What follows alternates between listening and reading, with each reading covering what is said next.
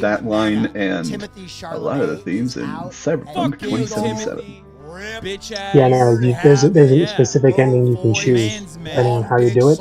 Because at the very end, when you're going to do your final mission, and you've got, if you choose to, make your allies in the game, you can bring them with you, but you're likely going to lose some.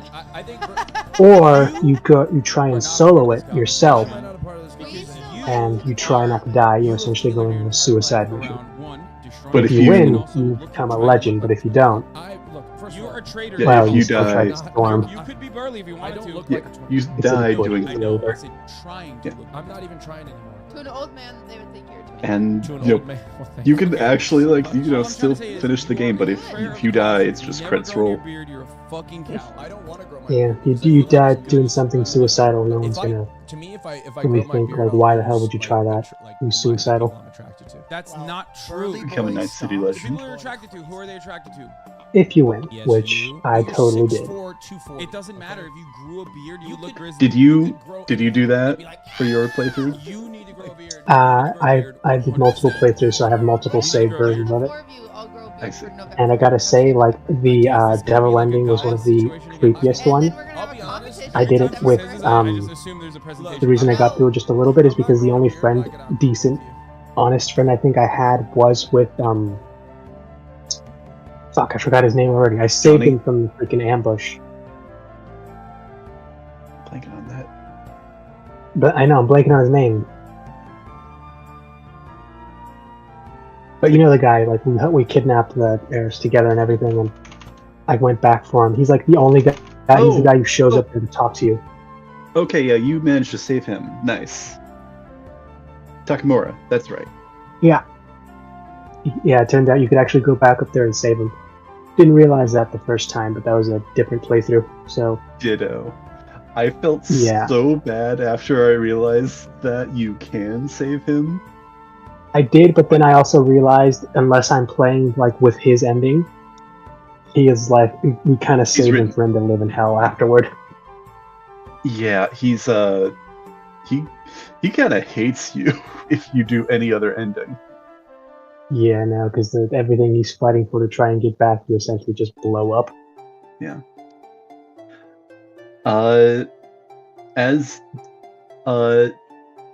Sorry, getting back on track, but I really like that game. I need to do another playthrough. I need to finish my second one and then do it.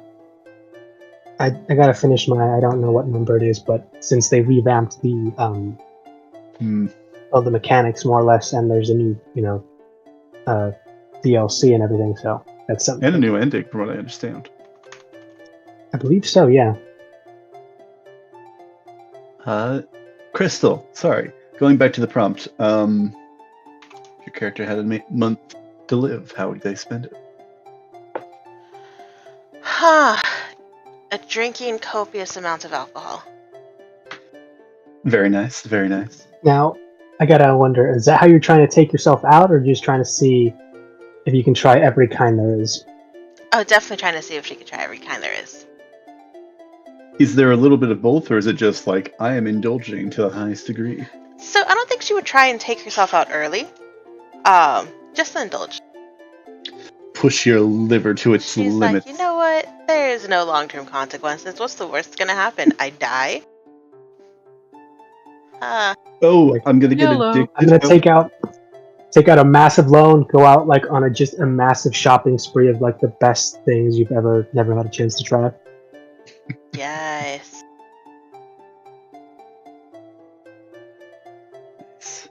The only thing I could see having a problem with that is no one says you can't be brought back, and if I do that, I can imagine some loan sharks willing to bring me back just to beat me up again. It depends. Most of those contracts are you owe them in this life. So technically, if I'm starting over, it's a different life. I could kind of weasel out of it. Oh God! Now that just that just gave me the idea of somebody owes somebody money, they die, and in an D&D-esque setting, they go to one of their afterlives, or they go to purgatory, and they're waiting there to get escorted to their afterlife, and these debt collectors come. It's oh, you think you're gonna get out of it that easy? Come back over here, bucko. They There are start. two I gotta things imagine, that are like- certain in life: death and taxes. I got to imagine like there's like a specific set of those goons that come in like and check you. Like there's like your sins, your good deeds, your debts, and those guys are like seriously mobbed up, and they go like, okay, shove you down into like this unusually eerie light. Then you just come back and you're just in like a suit, and you're now like stuck in like a cubicle working. Like No. you live till this is red, and then you go down there for judgment, not before. I mean, technically, that is what Faustian bargains are. Like when you're, you sign away your soul to a devil, and it's like, okay, yeah, now. I mean, in D&D, that is literally like, okay, now you have signed your soul away to literally fight in the blood war for all of eternity. So we're gonna have like a massive conflict with like the Fey realm, the Hells, and possibly one of the heavens. We're not sure yet, but we're recruiting heavily right now. So, you've got a few thousand years to train, but you're stuck down. Work your But way up. just over so you the next know, millennia. living here, you're just gonna start looking more and more demonic, and if you can treat it right, you'll look killer. Perfect. Demon, you can really demon it up if you want. Yes. I see no downside. Excuse me. Now, this conversation is reminding me of why I wanted to, run Descent into Avernus after this, after Dragon Heist. I've only heard snippets of what can happen. I have no idea because I could just tell you could make something awesome with it. Oh yeah. Yeah, no. Fun stuff. But you're not actually gonna. You don't actually have a month to live in game. Your characters don't actually have a month to live. It's actually I'm a sure lot it'll be less. fine. Get ready. It's 24 hours. Guys, look, what no one seems to realize is that there's a giant bomb in this. That's the plot ending. Not another Actually, one. there's this really weird wizard who's like he fell in love with a goddess, and he got like this weird thing in his chest that could, I don't know, maybe crystal. God damn it! I swear to God, if you put him in here, Me. I am. that just shit gonna, blindsided so many people.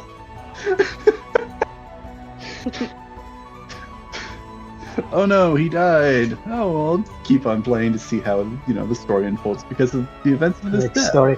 Hey, could you bring me back? It's actually super important. Out of the way. Keep playing. Ba-boom!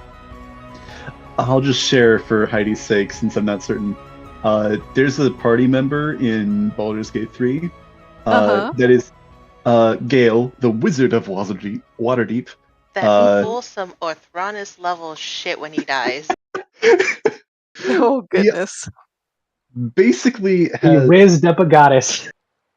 he was trying to impress her, so he found like this fragment of a lost artifact that contains like a small, ever so tiny small shard of the entire essence of magic. And when he touched it, it got absorbed into him, and so if he doesn't basically eat magic items, it explodes. And what do you know? It's just about the radius of Waterdeep. Also, he's living in Waterdeep right now. Hmm.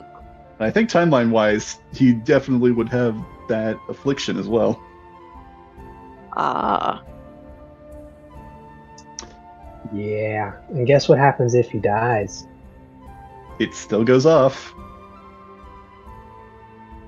Well, that 'Cause he sounds can't eat delightful. No more magic items. Yeah, I gotta remember, like, what did they explain how he made that like ghost recording of himself? Was that a custom job or was that someone else? There's actually a spell in 5e called contingency, and I think that's what it was explained to be. And Okay, it's for a second I thought he had programmed illusion like on a timer or something. basically contingency, from what I understand. You can only have like one active at a time, but it's basically if this thing happens, this other thing happens, which is basically like the effects of a spell. Which, like, one of the options is like a oh, if you drop below a certain amount of hit points, like you can like heal yourself with a spell. There's other options, but Gale decided to use his on, hey, don't let me stay dead. It's actually super important, and I think he could have included this in there. Make sure if you can't be revived, make sure that body's far away from civilization. Just open a portal to the Nine Hells and let's see how much damage we can do. Pay an idiot to open a bag of holding in another bag of holding.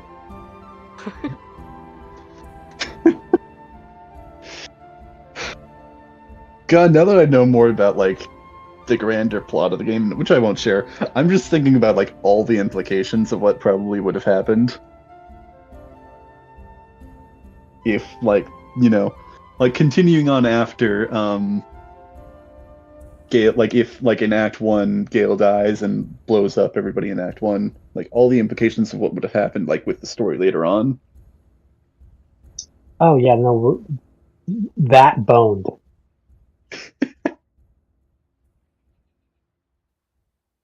All right. Anyways, back to the warm-up question. Anyway, I think we Just answered still on those. there. Did you get to answer, Crystal? Yeah. I mean, if you Okay. want to elaborate on your Biggest boozing and shopping cruising, spree of the world, and just boozing, poozing, and schmoozing. Exactly. get this I am woman living some it up. car keys. Every kind of caviar and or Ritz there is.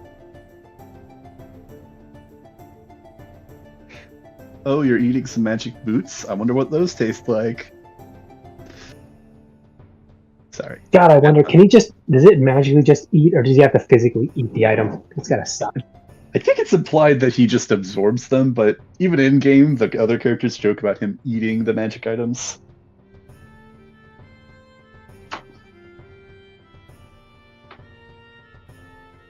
It would be kind of but- hilarious if he like just did actually just have to eat them. That's fair. Well, I think they say that like the items, you still have the items, they're just not magical afterwards. So I think he just Huh? absorbs the magic essence of them. Okay, fair enough. Yeah, you're probably right there.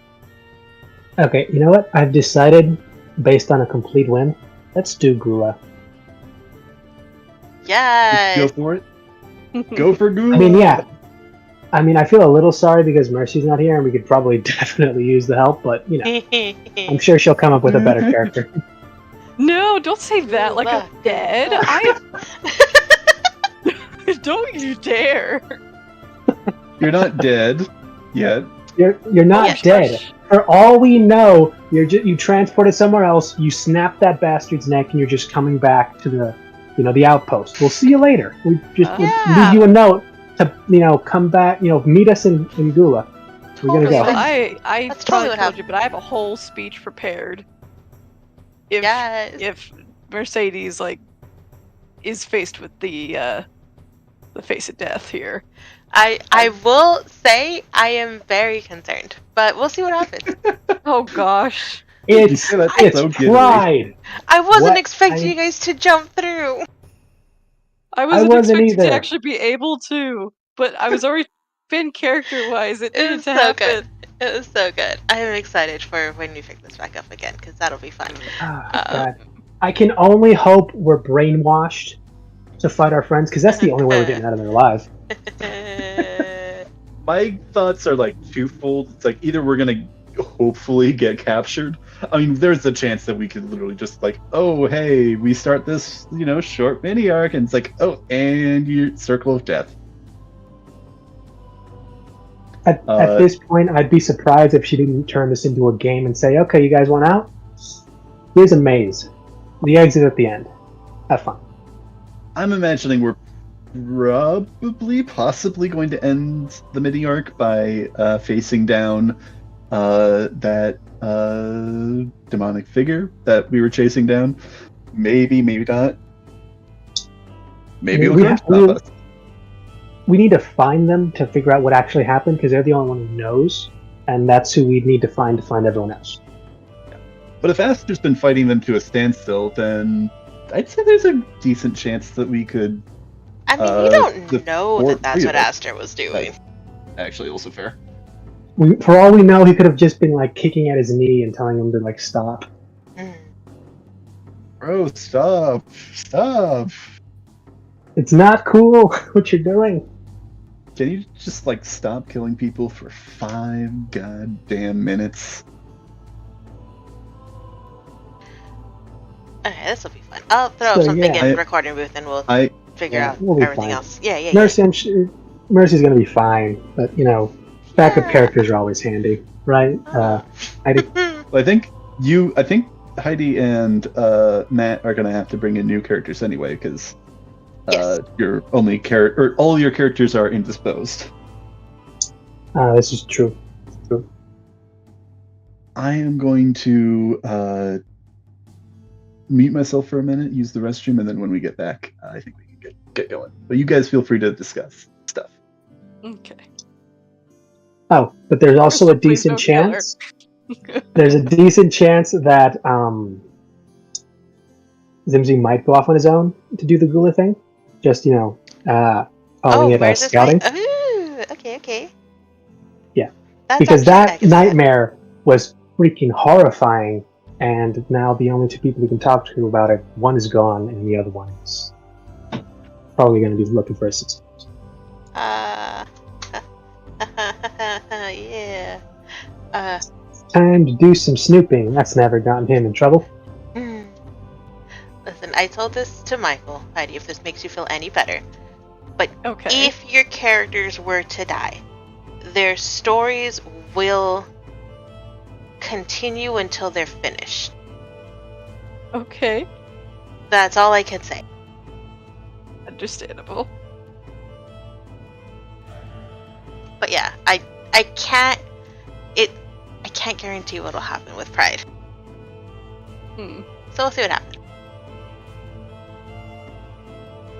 Look, that might happen, and you can believe that might work, but just, understand it's him. It's Merzus. He's half rogue. Right. A simple handcuff is not going to do it.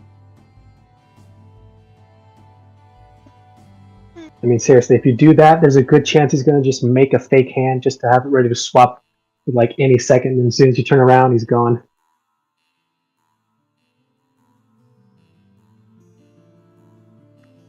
I mean, hell, I could probably make Hold a on, quick, I'll be like, back.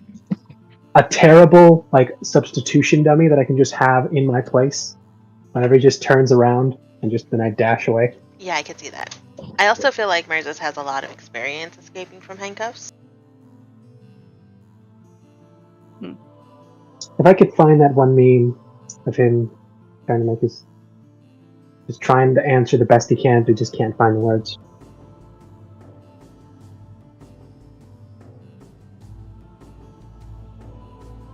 Ooh, nice. I just saw the character designs. Yeah. Oh, that top one. So, that first one you put in. So give her like a drow appearance, and that's kind of nice. Yeah. Uh, I love her, like Louis the 14th hair and everything. It's just so cool. I just had a magic idea, Crystal. Handcuffs that fuse to like the skin when like fuse down to the bone, so you can't just pull slip out of them. That seems very you're, targeted. You're assuming I'm not willing to cut off an arm here. But if I handcuff both of your arms, you can't cut off both of your arms. No, but if I'm handcuffed, do I need to be attached to you? Can I just leave while handcuffed? It'd be trickier, but it's not impossible. I mean, I could just create a handcuffs that attach to 3 places, both arms and one of mine. Okay, now you're just gonna try and cut off my arm. Yeah, I was like, I could just cut off your arm, leave it there so you can have it healed, because I'm not gonna take your arm, but I am gonna get away from this. This is not even like the worst thing he's had to get out of. His mother has done way worse in the like the justification of training you for this. This will happen in the field. With handcuffs that fuse down to the bone? Like worse. Damn. Like, you know those old timey like escape tricks where like they've got a pendulum that's slowly getting closer and an anvil that's slowly being like the rope holding is slowly being burned away by a candle and a bunch of other stuff. Yeah, That's kind of how the rogue training went with her. Paladin training was dad, rogue training was mom, and it was Yeah. not forgiving. definitely doesn't seem all that same. Just a few screws loose. I mean, no, it's survival of the fittest, obviously. Of course, of course, of course. Do So you guys think that scar was from an enemy? No. In D&D? No. That scar was obviously something else. Familial inflicted. With Mercis's backstory, there's no way that could be, just, an enemy gave me a scar. No, this was like it was actually the good job of not having my eyes like stabbed out. That's the scar that showed me I did good that day. Victory trophy. Anyway, everybody here and ready to go? I heard Heidi had... Oh, no, okay, yeah, you're back. Yep. Yeah, We're back, let's do doing this! some banging in the house, and I was confused. I thought my sister had locked herself out, but she was just hanging something up with a hanger or hammer. I see. Then, without further ado, let's get back to it. Last time, the three of you had spoken a bit more, both between yourselves and Rose, at the Yawning Portal. After some, twists and turns, notably the Rose, who Cordelia was talking with, let slip that there was something up. She had some riches of some kind in her bag and had something her drunk self wanted to discuss.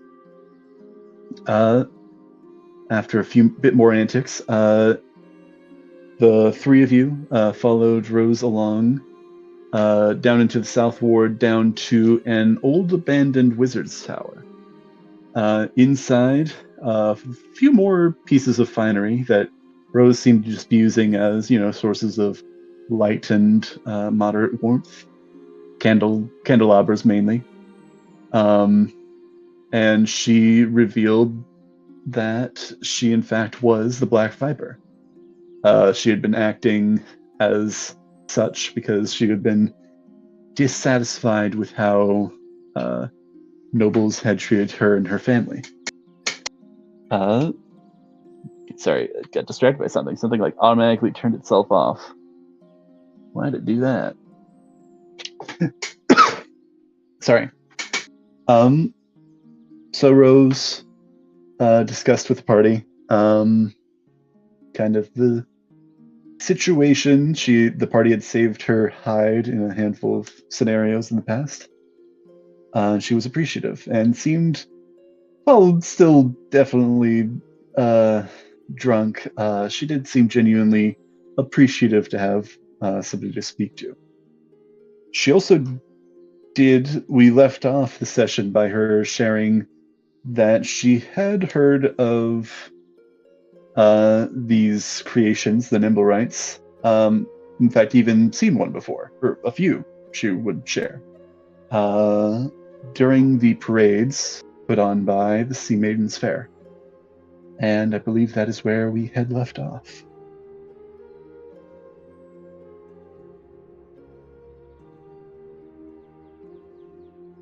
So yeah. You were you're at the temple, right? And then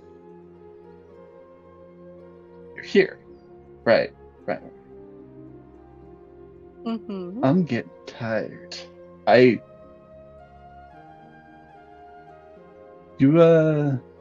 think I'm gonna crash soon. And did you have any questions?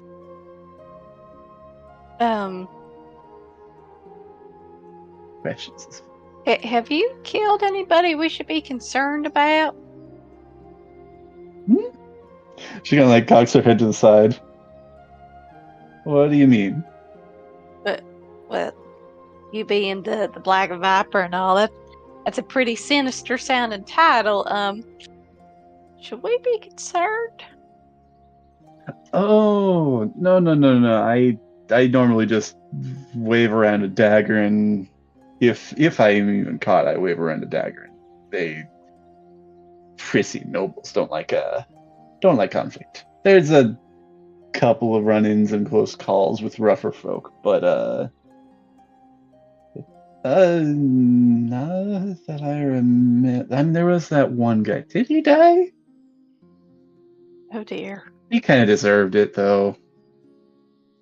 Who Killed a was couple that? some let me actually roll something. Some weird guy in a robe. I don't remember. What was that? How was he weird?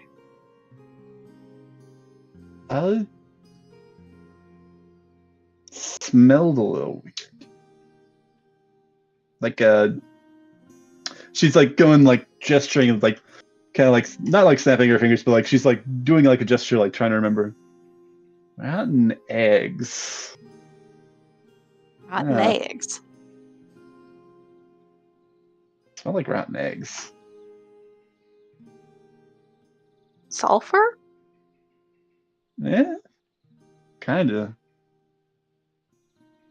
I wonder, could the treasure, well, if he happened to know anything, that is, I'm going to be suspect to everybody. The treasure could be hidden around a sulfur stream or something. Could be right here. And she just like looks down. Kind of like looks I around. don't think it's here. Why not? Could be anywhere. Could be under your house. Could be under my house. True. Could be up in the sky. I don't know. Probably not. Be hard to hide. I think we should probably let Rose sleep. That may be a good idea. You think so? I don't know how much more useful information we could get out of her. Oh, She's okay.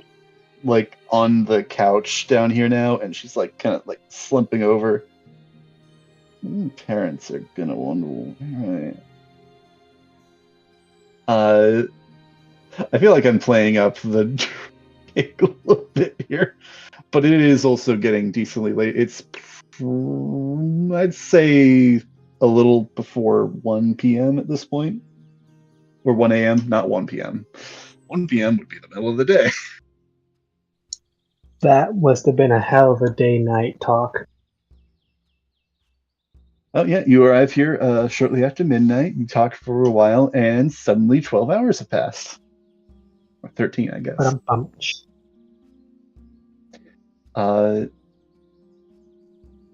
So you're telling me this old wizard's tower was magically messed with? Yeah, I was gonna say, I blame it on Wizard Tower bullshit. Magical wizard bullshit. I mean,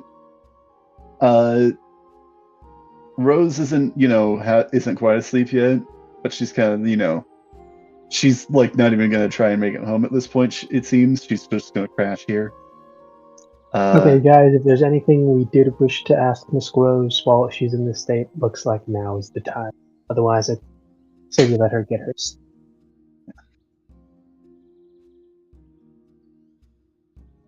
I mean, there's also an opportunity. You notice, kind of for the first time tonight, she's actually like, her bag is kind of off on the side, beside this couch. There's also the rest of this tower. If you have any questions for her, that's another viable option. If you want to, I don't know, go home and sleep. I would also say I will also give you guys the option of staying at a nearby tavern or inn.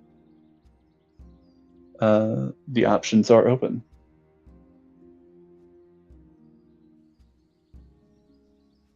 I mean, if no one's going to say anything, I'm going to ask how much of this tower she explored.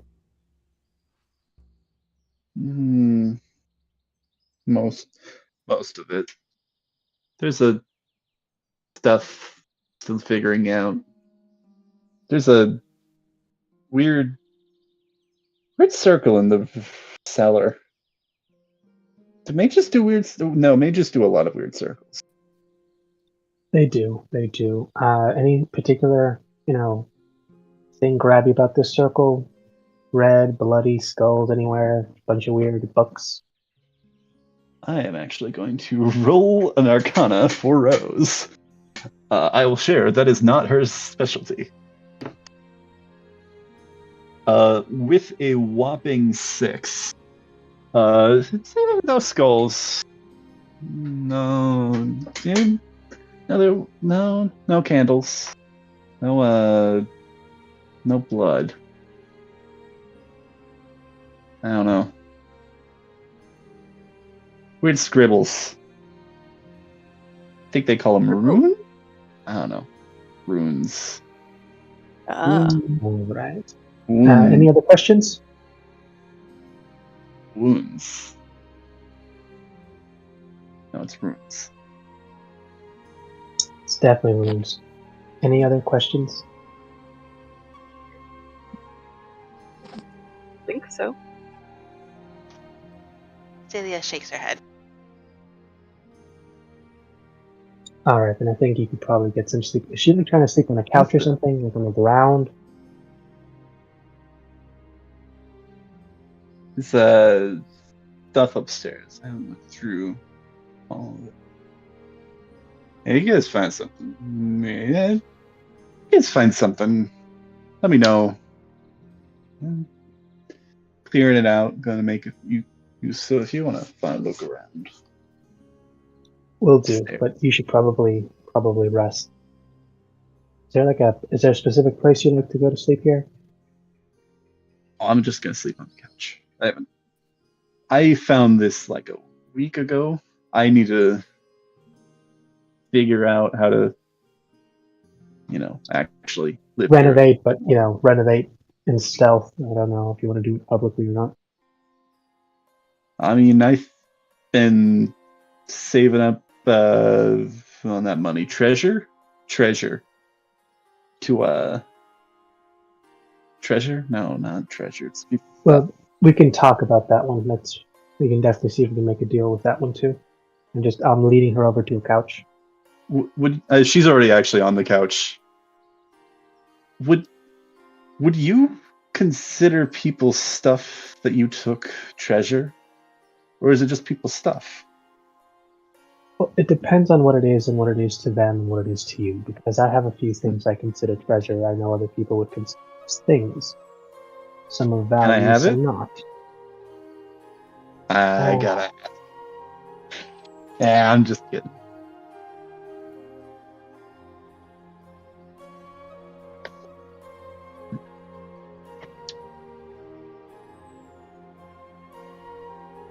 So it only lasted like half a second, but as soon as she said she died, there was just a teeny second of like a little grin of a tooth.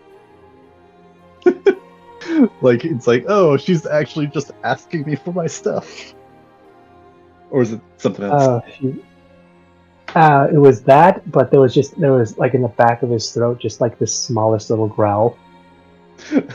Oh. Like he's getting territorial? Yeah, maybe there's a little something in him that really, really doesn't like when people take his things, or what he considers his. Cordelia, Celia, you have any reaction or observation to this? Think so. No, Celia actually looks lost in thought right now. Ah.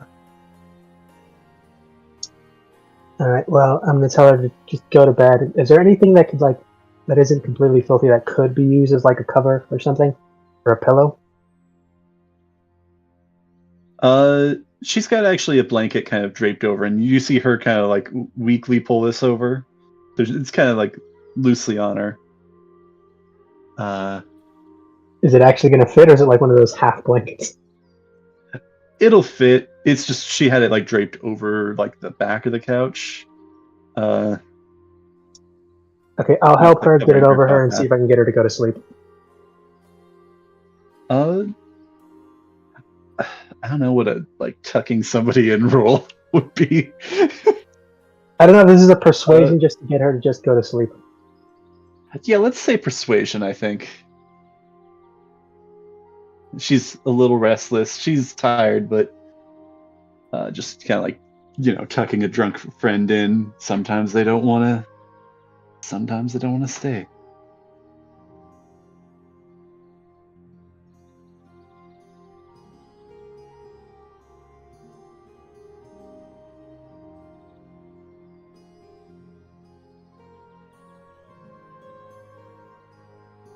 Oh, I got my kitty. Hey, buddy, you gonna stay for more than 5 seconds? At a 14. Okay. Yeah, no. With a 14, yeah, it's not a high check because she is plenty tired herself. You kind of pull the blanket back over her, and she seems to be drifting off.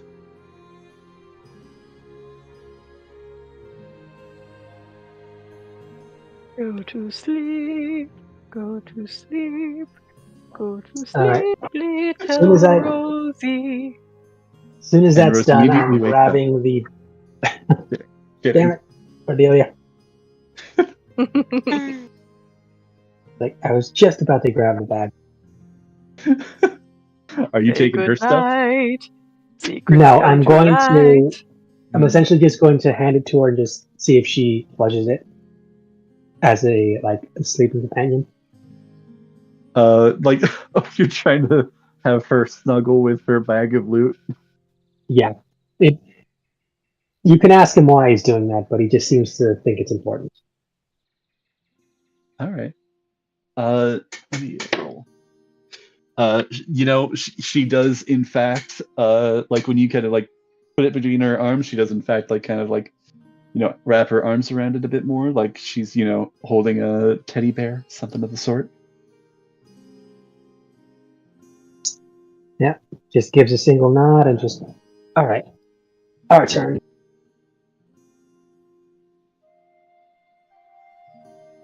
All right. So, Celia. Huh? She like snaps out of whatever thought she was thinking. You want to go check out a weird magic circle in the basement?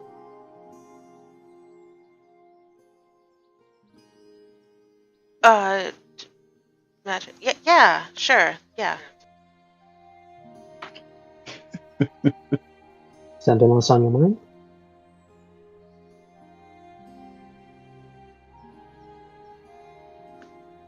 Roll me an insight.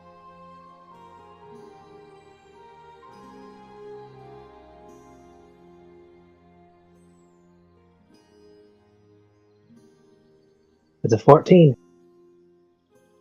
Oh.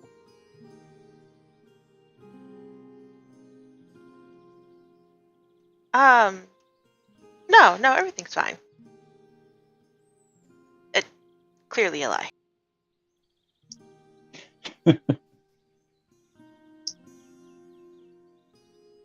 Damn, okay, hold on.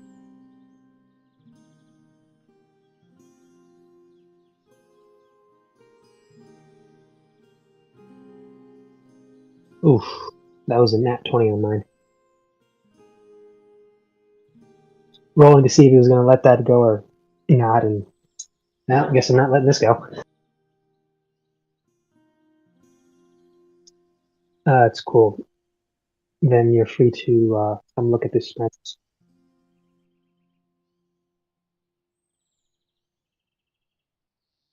Wait, so what was that last bit you said? So then you are free to come, investigate this weird magic circle. Yeah. Lead the way. Cordelia, could I ask you a big Ask me a big.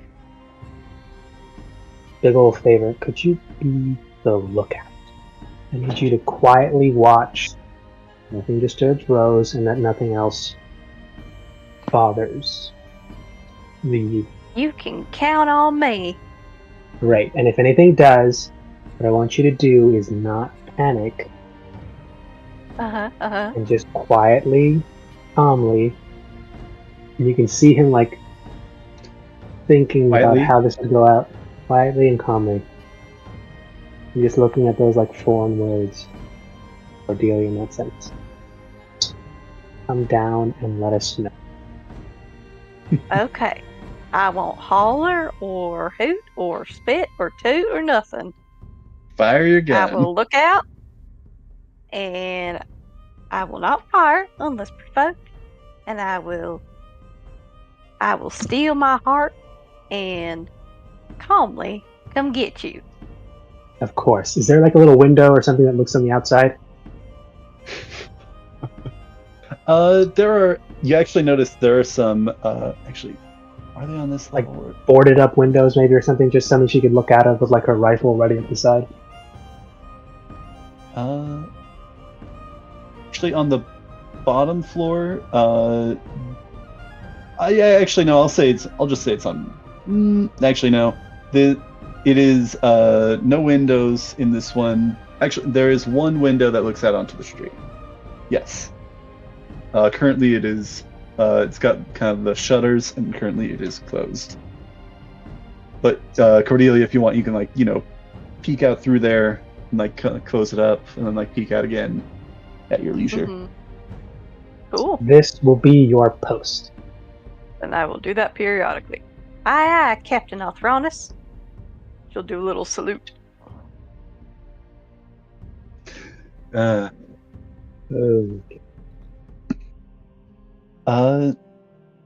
Just like broadly, just to kind of like know, just in general, and we'll hop back to you after they're kind of doing their stuff, but just roll a perception check now for me. Okay. Just as are you just like sitting in here, or are you like peering out? Oh, I'll peer out and glance back at Rose every once in a while. Okay. I'll say that the perception check applies. Okay, perception. That is a base that's a 9 plus 0. 9. I have the greatest lookout there ever was. Eagle Eyes Cordelia, that's what they called it. Mm-hmm. Eagle eyes, sure as flies. You are kind of posted up and you're keeping an eye out. Half an eye out. Yeah. 9 out of 20 eye out. Othronus and Celia. Let me jump back up here. Two of you kind of make your way down the stairs. You see a small, like kind of a small, what's the dimensions of this room? Like roughly 15 feet by 20 feet sort of cellar.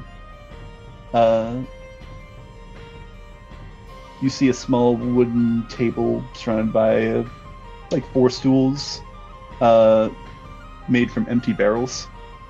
You see a deck of playing cards scattered across the table. Looks to be like decently old. You don't think this is Rose's, probably. A couple of cards straight across the floor. I need to quickly look. How many? Can I attempt to search how many people does it look like they were playing? Does it look like they left in a hurry, or does it look like they scrambled away? Roll an investigation check. I swear if I find a dead man's hand in one of these. Damn it, this person had the ultimate hand. and they, just left this scattered here. That's an 18. 18. Yeah, you look at this. Are you looking for like the hands in particular, or are you like trying to tell like what may have happened when they left? Looking for like, if I can, like how many hands there were, just to identify how many people might have been playing before this game stopped. All right. With an 18, you're able to see 1, 2, 3 on the table and 1 on the floor. Actually, that one was overturned a bit there, and you see like a couple of pretty good hand. You would assume, based off of the setup here, it was some form of poker. You also, with an 18, are able to tell this deck of cards is marked. It's the Cheers deck. And I discreetly start gathering up these cards and any of them I can find. Do I find a complete deck? Let me roll a D100. I had the D100 before. There we go. It does, in fact, appear to be... Actually, it's a complete deck minus 1 card exactly. Ooh, can I check what card is missing? Yeah. Let me roll.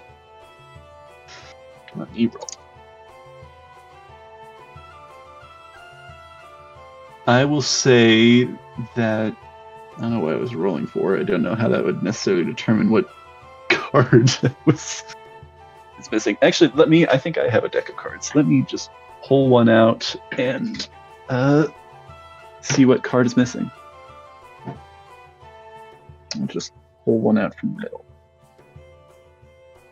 All right. You're missing a 10 of hearts.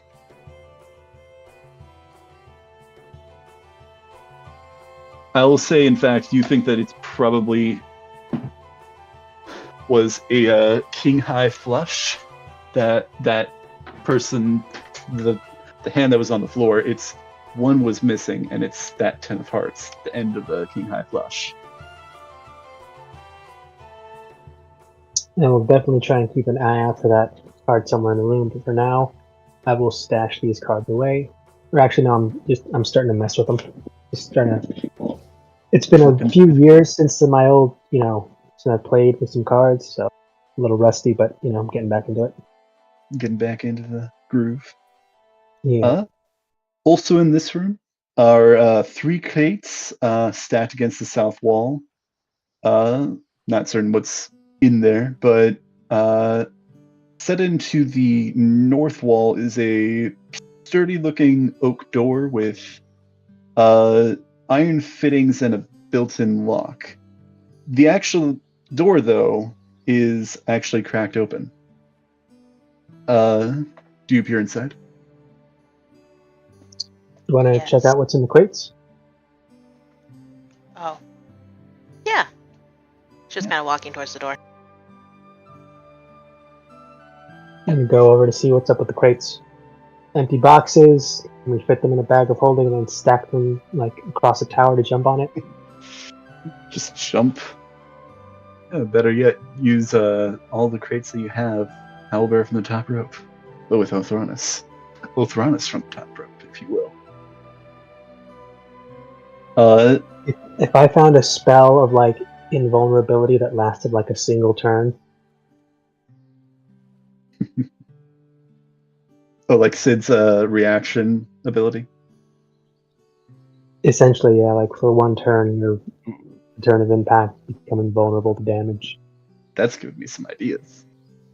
You spear some horrible monster off a cliff. If I, enlarge myself to the size of a giant as Sid, and then like jump from like 1,000 feet in the air, I feel like that would be like an awesome and probably ridiculously like over the top way of like doing something. Okay, Kaido, just no.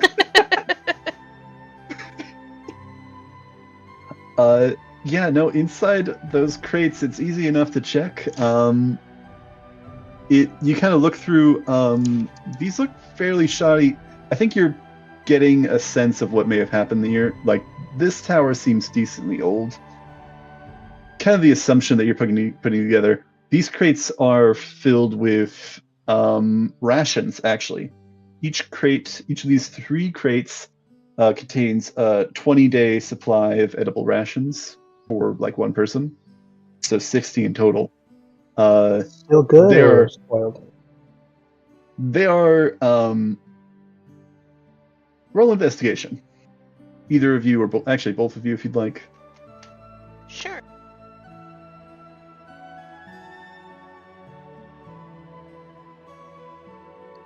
So what'd you get?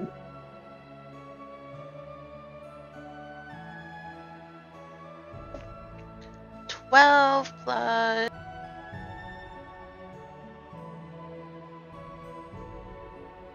3, 15. 15? Cool. Before you answer anything, I rolled a 1, so my way of checking is just grabbing something at random and trying it myself. I don't know if I'd be poisoned or not. Celia, you are like, oh yeah, I know what the deal with these are. You actually, I would say you probably do have an understanding of what these are. You may have even had something similar, not necessarily this exactly.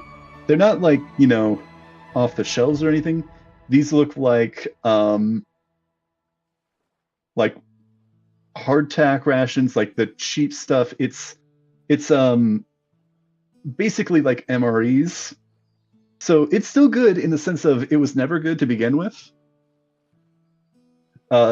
So are you just like, I will say you bite into like this piece of like kind of like mix between like a cracker and stale bread. A person. Just a bite of person. Delicious. You bite a cracker.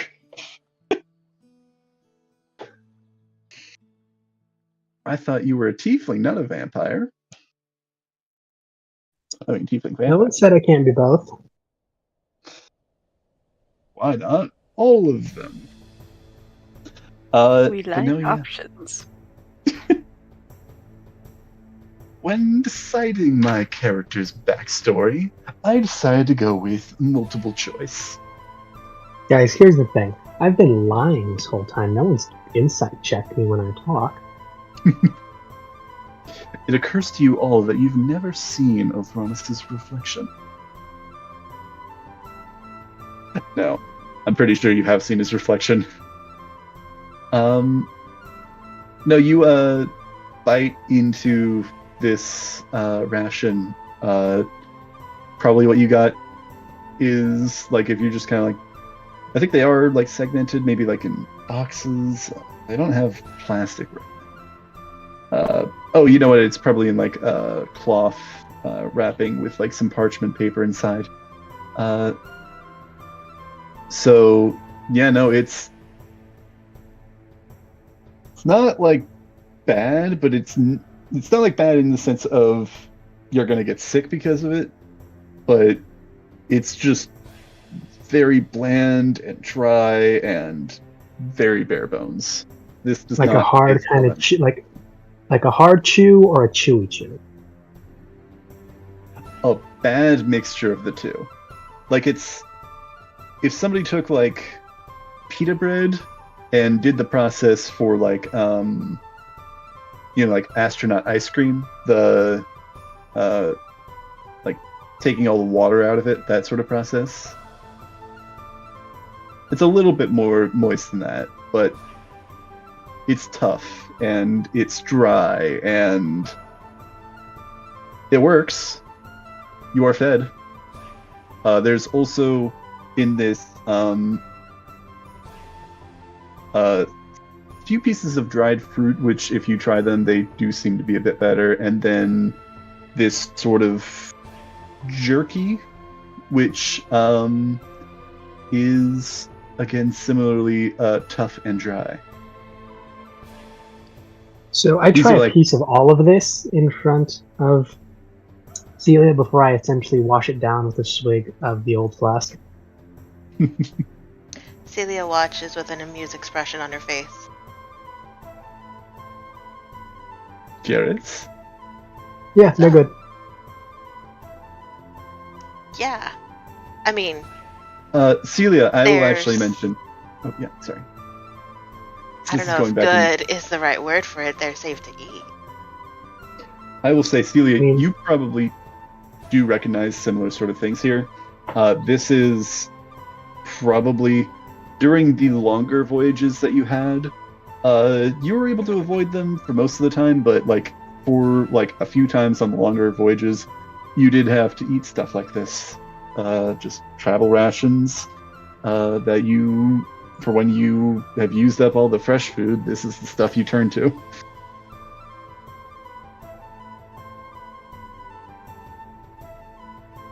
You know, Enough of- put this into perspective, though. Enough of this stuff and you get scurvy. Yeah. Alright. His response to that was the comment of not good, but I think you said edible, or what was it? Safe to eat. I learned not to be picky pretty early in life, so, you know. It's not killing me, or at least not killing me quickly.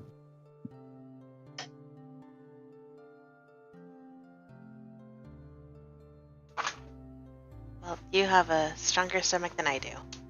She will put the rations back in the crate. Alright, that's 3 crates of rations, so I think she's good for food unless she wants to, like, you know, level this up to anything else. But she's got an emergency stash in the tower, so that's good. Yeah. Alright. Oh, wanna see a quick card trick? Sure. And I just pull out the newly, very old, obviously, like, from here deck. Very worn out cards. And depending on... you'd probably be able to tell better than I could that these are marked. I would say probably another investigation check if Celia is observing this, but probably not. 16. 16? Yeah, Yeah. you're able to tell. I'd say probably the DC is probably about 15. These are some, like, I guess the word we would use would be vintage, but they're on the older side. They haven't been well taken care of, particularly since they've been down, kind of just dropped on the floor for quite some time.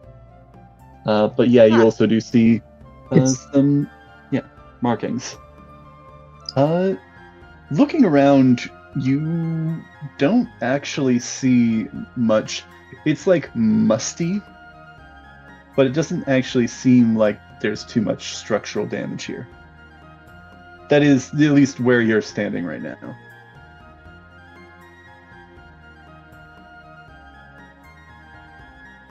A few like bits of chipped stone. But yeah, no, it doesn't seem disheveled. Or damaged, I mean. Disheveled, yes. Damaged. Alright, pick a card, any card. Not here. She'll play along and pick a card.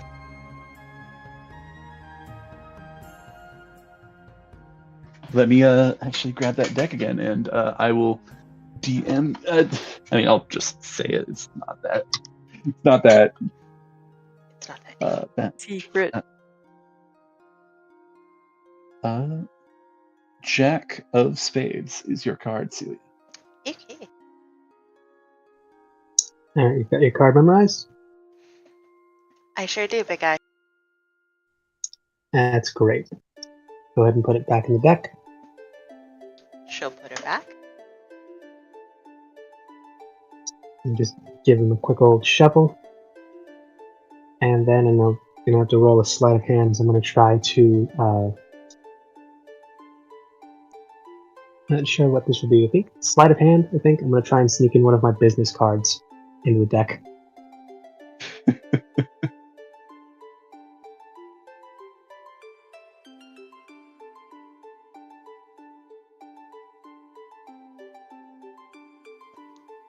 Very smooth. Very smooth. Oh wow, dirty 20 for this. Nice. Nice. I'm just gonna roll something real quick, just for the fun of it. Oh, that's close, but no. Okay. Ah, damn! I thought something funny was about to happen. You know what? Let me roll one more time, and I'll make the DC This a little is- bit looser. This is an illusion deck. Like the card becomes part of the deck now. You know what? With that roll, I'm gonna go for it. Thronis, explain the rest of your trick, how you plan to do it. It was going to be when I tried to show her the wrong card. You know, the usuals give the wrong card first before you do the big reveal. The little reveal was going to be the basic card flip, where you flip one card around behind another one to reveal essentially the same business card, but this time it's going to write for Thronis and just, an ear. Okay. And To what listen. was Just the roll that you got for the sleight of hand? It was a dirty 20. All right, dirty 20. That's right. With this trick, do you do you flick it and it changes the card? Do you? Yeah. Is that the ending? Yes, part of the trick? essentially it. Yeah. Okay. When you do that, it goes from the card that you were showing before. What was the? Yeah, to the 10 of hearts. Cecilia, you are seeing the 10 of hearts right now. The 10 of hearts instead of the my business card or the normal card? The business card.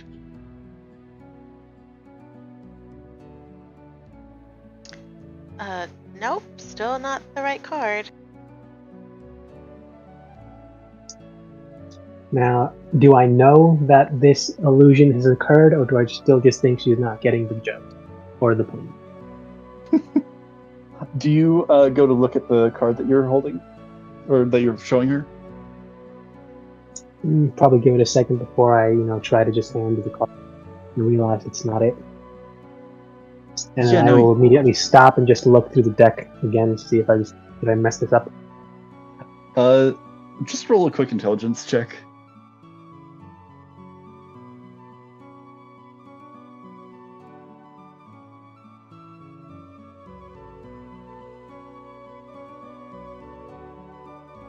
It's an 11 because my intelligence is 11. Fair enough.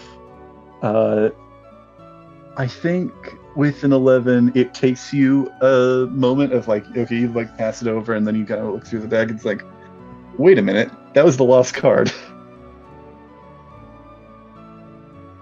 Wait a minute. So are you looking through through the deck for your business card now? Yeah, looking through the deck for the business card, it takes me, I don't know, maybe halfway to almost all the way through before I remember. Wait, that's the missing one.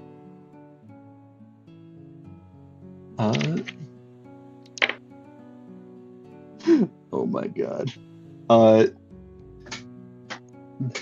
So I think you look through this. I handed her the 10 of hearts, so she'd be holding the card I thought I was supposed to give her while I'm looking through the other ones. So I don't know if. Yeah. Oh yeah. Yeah. It takes you a moment, but I do think you eventually do come to realize that. I think I'm gonna say you look through this deck and you don't realize you don't know where your business card went. Celia, however, you see, like, Othronus is kind of like, I don't know if he's like scratching his head, trying to find out where No, he's just looking through the cards like one by one, slowly just counting them out. Okay. You see him like kind of like searching through this deck. You see behind his ear, or like placed like behind his ear, he doesn't seem to have noticed, is his business card. Or is this black card that doesn't seem to match any of the other cards. She's gonna stand up on her tiptoes and reach behind his ear. Othronus, from behind your ear, Celia pulls the card that you were looking for. Is this your card?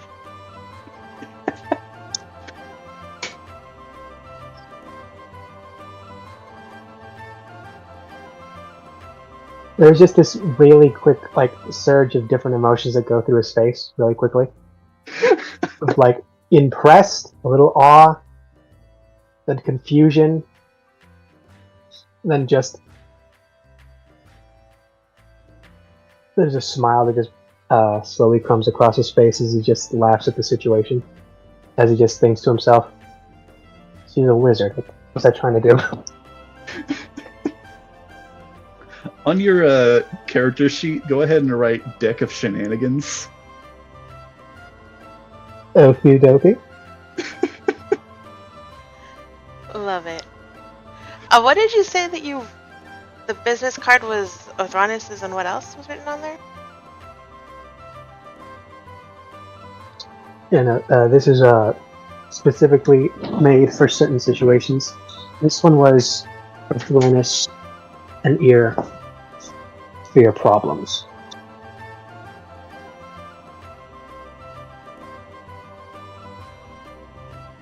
Ear through problems. Celia will read that and smile warmly. You know, delivery needs some work, but you get bonus points for being cute. No. I'll work on it. Might ask for a few tips now about that.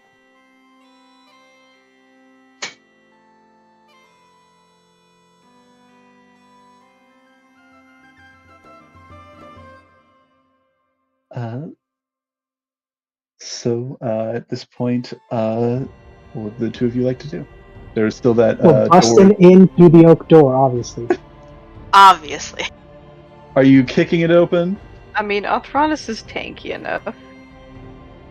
It is a pull door. Do you want to try and kick it open? I mean, how do you want to do this? Do we want to be subtle or do we want to be eccentric?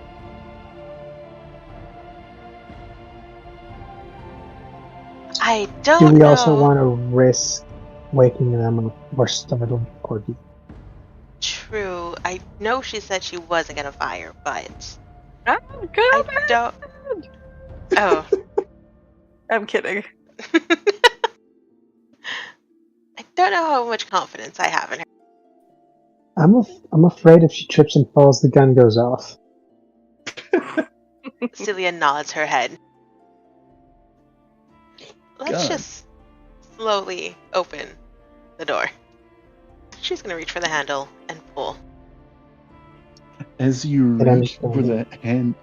No. A race for anything and or anyone.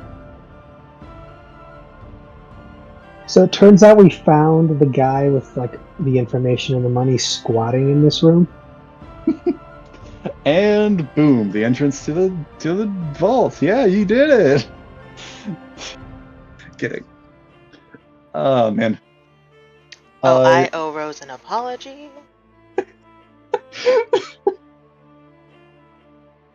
Okay, yeah. Can I get both of you to roll an Arcana check?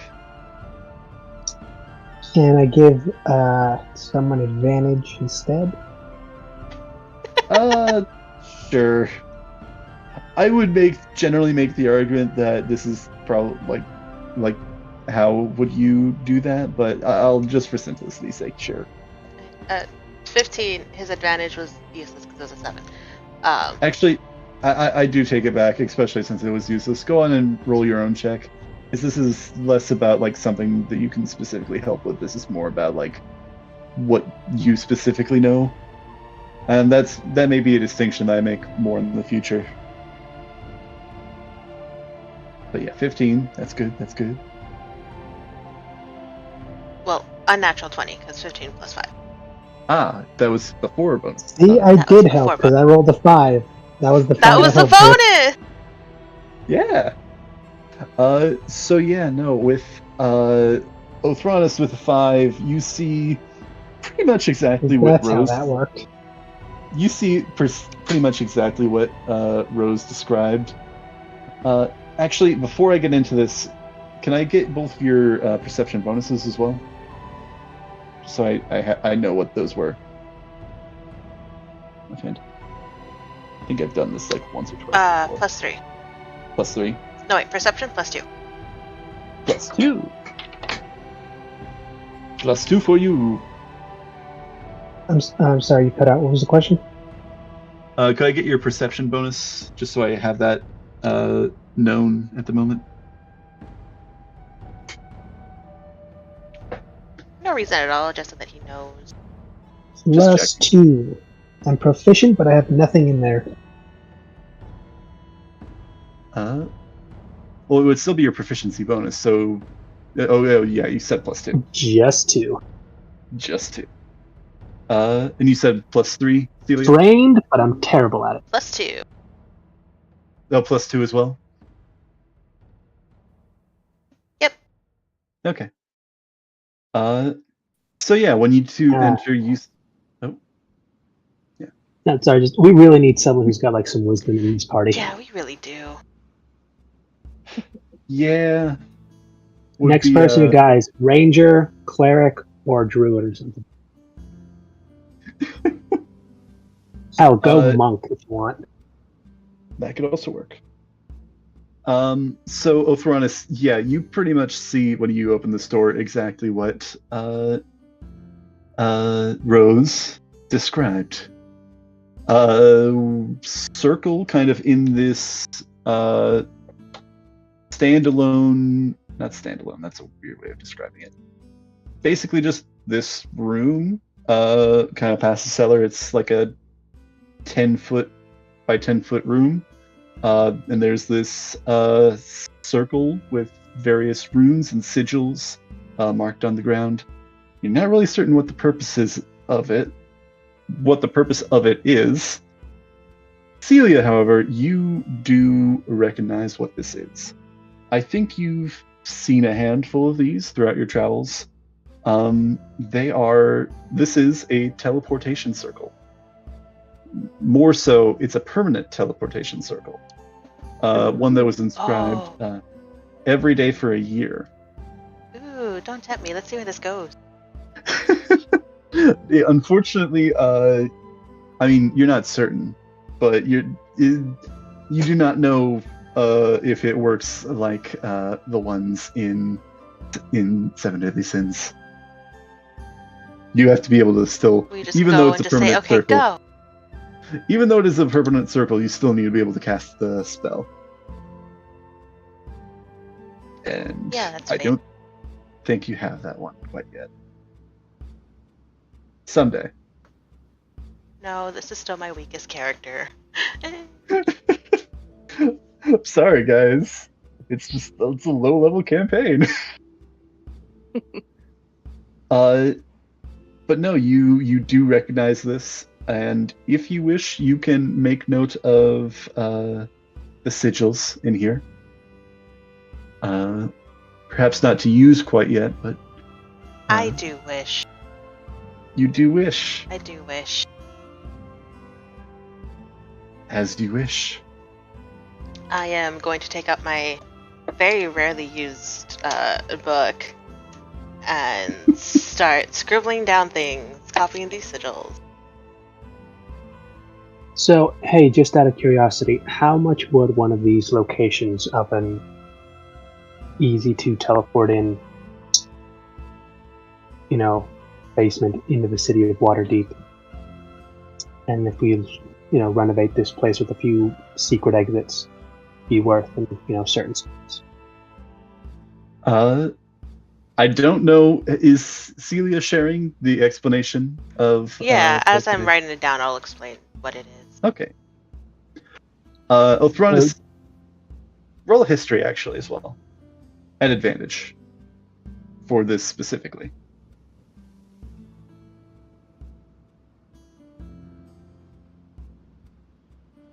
Yeah. Just roll and. I love being a barbarian. It's my excuse for being dumb. That's a 2 and an 11. 2 and an 11. It sounds vaguely familiar. I don't think it's come up quite all that much. You'd imagine being able to come into the city like this could be particularly valuable. Well, in secret. That's the thing. You think that maybe finding... This is something you got to keep secret, and you got to see if there's... Well, the first thing I'd want to do is check how legal, illegal, frowned upon is something like this, and do we have someone who could use this? Because if we do, this could definitely help us with our shipping business. I think with an 11, you're not entirely certain about all that right now. I think Celia would mention as well in her description that a lot of, very, well-known places, or like public places or important places will have these set up. They're a pain to set up, but they are ultimately not too hard to do. And yeah, no, so it's not like a rarity. There are probably plenty of other sigils like these in the city. In fact, actually, I believe there was one. Was this campaign, or was it the other one? I think it was this one. When you met the Blackstaff, she transported you all up into her office from the courtyard of the Blackstaff Tower, up into her office in the penthouse with this spell. Okay, I was wondering if that was like a straight up teleport, in which case I was like, okay, so that's what she's working with. It may have been an altered version, more similar to something like what we see in Seven Deadly Sins, where it's able to, have like several predetermined locations that's able to jump between. This is definitely like a long kind of standing idea, because first you got to he's got to figure out if this is even functioning. Can it be sensed? Like, do they have wards up there to sense when something is being teleported in magically? This will be a long process before we can even talk about making this. Yeah. Perhaps it doesn't seem with what you two are able to currently observe. There doesn't seem to be too much else going on here. It seems like this is what this room is, specifically for. But it is quite interesting. I mean, I have to ask around and double check some things, but if it all goes as one hopes, this is definitely something we can use if Rose isn't going to need it. Wonder how much it'd cost to, say, rent a room or two here. I think that would be up to Rose. Do you think she'd give us a friend and family discount? I think, if she's not interested in going into business with us, there's there's the cellar, the first floor, and it seems like one upper floor. Doesn't seem like this is necessarily made for it's not a hotel. It's effectively like the size of like a small family home, I'd say, roughly, if not maybe a little smaller. Like an apartment, but built on multiple levels. Yeah, we can renovate. We just got to figure out where we are in the city and how well it's patrolled and whatnot. So, actually, I'll add, since there's not really all that much more to explore here. Copy this image. and I'm just gonna send it in the art channel. Do we have a maps channel? I guess not. Well, I mean, there's world maps, but yeah. No, that's not right. Copy image. I swear to God, copy image. What the fuck? Let me open it. It's weird, but it sounds like you're talking to a familiar. I'm talking to Calatrus here. Okay, Yeah, that makes sense. There we go. There we go. Okay, that's with each square there being 5 feet. That's about the layout of the Okay. setup you got going there with that tower. It's not bad. We can definitely work with this. Yeah. If Rose wasn't in a drunk stupor, she would probably ask, "Wait, what? Me? We?" All right. But no. No, yeah. You kind of look through the cellar area. What would you like to do now?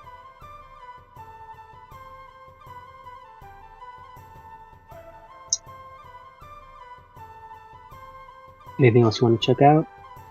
I don't think there's much more to check out.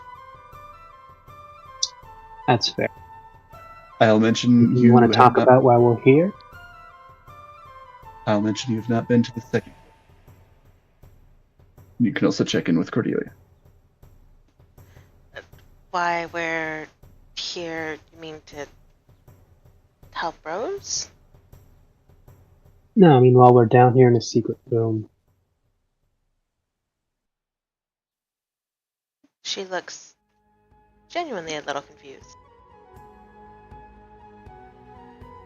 The teleportation circle? Okay, so that's what it's called. Just had to double check. That's what he was asking. So teleportation circle room is what we. So we still have Catchy. upstairs, and That's it. so we've got upstairs, and that should be it.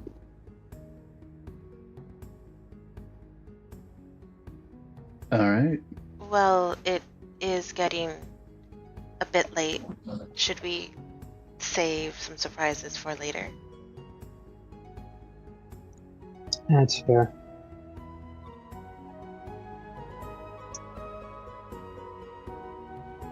Let's go back and get Cordelia. And we can call it a night.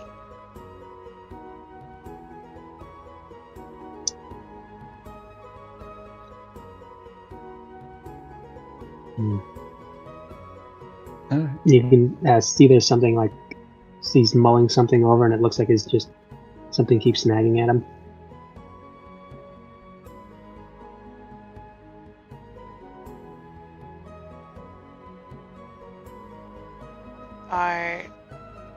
Are you okay? She's gonna reach out and pull out your business card.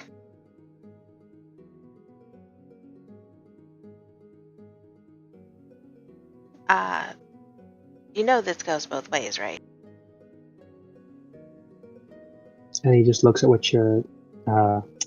You holding this out or offering it, or? She's holding it up.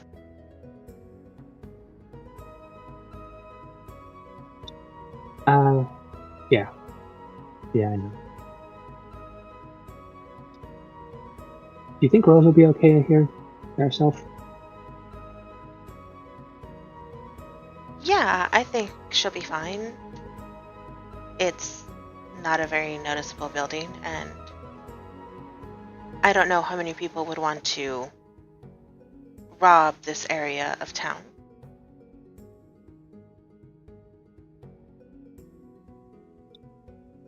Fair.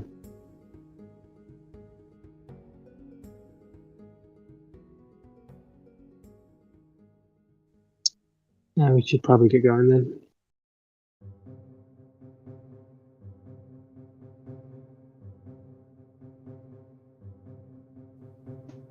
So, are the two of you heading back upstairs at this point in time? I think so, yeah. Cordelia, let's check in with you. You had rolled a 9 before, right? Yep. For your encounter back. For your Encounter, so you're currently in a For your shootout. encounter. For your combat encounter, where you're about to be overrun by kobolds. Let's see what- Boy. Oh no, not They again. may have mistaken you for like their queen, and now they just gotta like drag you over to serenade. Yeah. Our queen. Queen! You saw that episode Oh, of Gravity you Falls, right? flatter me. Currently you are in the no. Yeah, you're in the southern ward right now. You see not really too much of note going on, particularly with the 9. Mm-hmm. It's late at night right now. You see probably the people that are out looks like they're either hurrying home or probably sleuthing around. You're not entirely certain. There does seem to be like one shady fellow that doesn't seem to be paying your building any mind, but just seems to be like, looks like a snake oil salesman of some kind. Got any drugs? Looking around, like trying. You actually see him kind of approach this young couple and ask.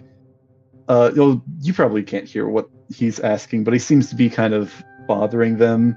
They seem disinterested, if not a little wary of this man, and doesn't take very long for him to kind of move on and start looking for another mark. But no, yeah, that's what catches your eye as you're kind of waiting there. Rose? Okay. Rose, I think midway through this kind of period of time, probably a bit on the later end, she kind of like rolls over a little on the couch. Not like she's about to roll off the couch. If anything, she's actually probably like facing the like padded side of the couch, not the open side of the couch, a bit more now. And you notice she is still like gripping her bag, like again, still clutching it like a stuffed animal. Is there anything? Has she said anything in her sleep, or is she just snoozing quietly? Let me roll to see whether she says anything in her sleep. Nah, she just seems to be. Let me roll one more thing to see something else. Oh my god, she is absolutely sawing. I rolled a D100.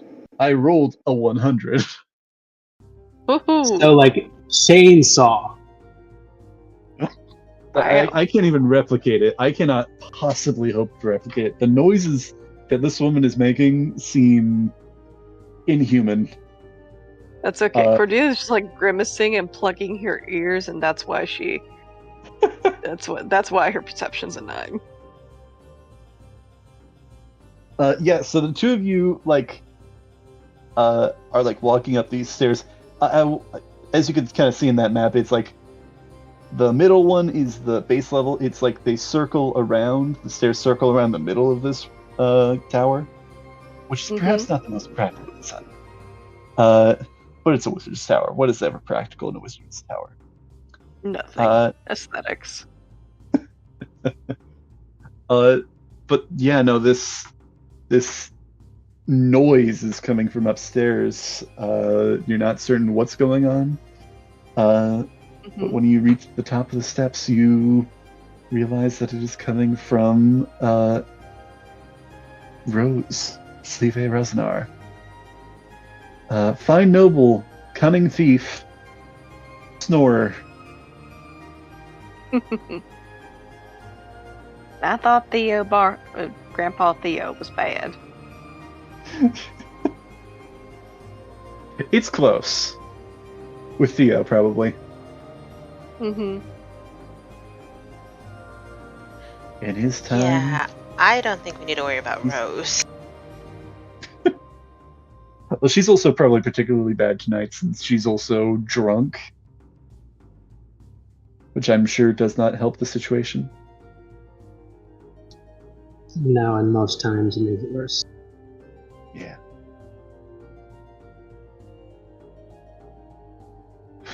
Well, I don't think I'll be doing much other than just keeping an eye out and plugging my ears against her snoring.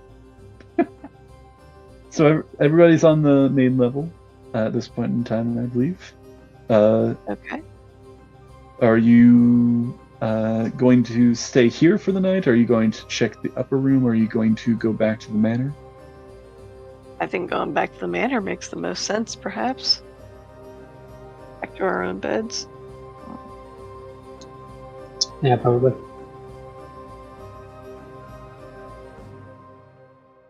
Celia? Yeah, back to the manor. All right.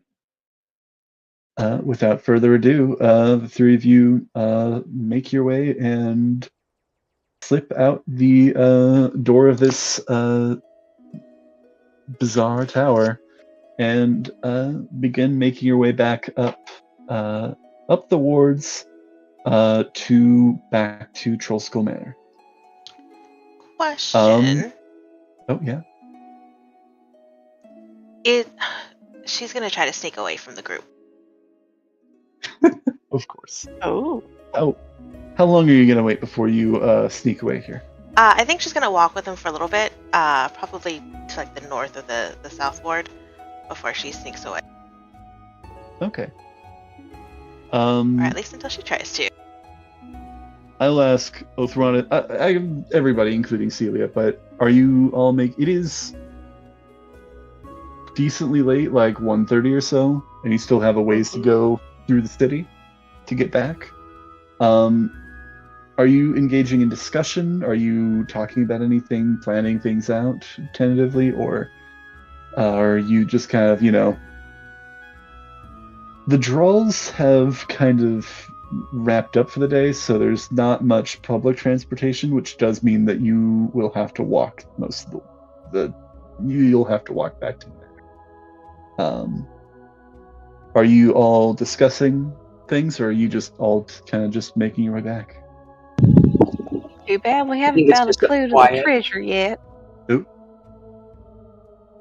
Oh. Definitely would have been quiet, but I think Cordelia's going to be. Fair enough. Cordelia, did you want to repeat that? She was just saying, too bad we haven't found a clue to the treasure yet. Just a really, just like an aw shucks sort of kid type of way, like foolishly optimistic in a childlike way. Randy, quit your whining, boy. Too bad we haven't found any clues. Mm-hmm. Is that just kind of like, some chatter that you're making, or are you what do you say Cordelia is discussing things with everybody? She'll just kind of say it out loud while kicking a pebble down the street. Okay. So it sounds like mostly quiet. Sorry. I will say in that case, everybody, Cordelia and Othronus, give me some. Actually, I mean, you know that she's sneaking away, so I'm not gonna do that. You two can roll perception checks, and Celia, go ahead and roll a stealth check to slink away.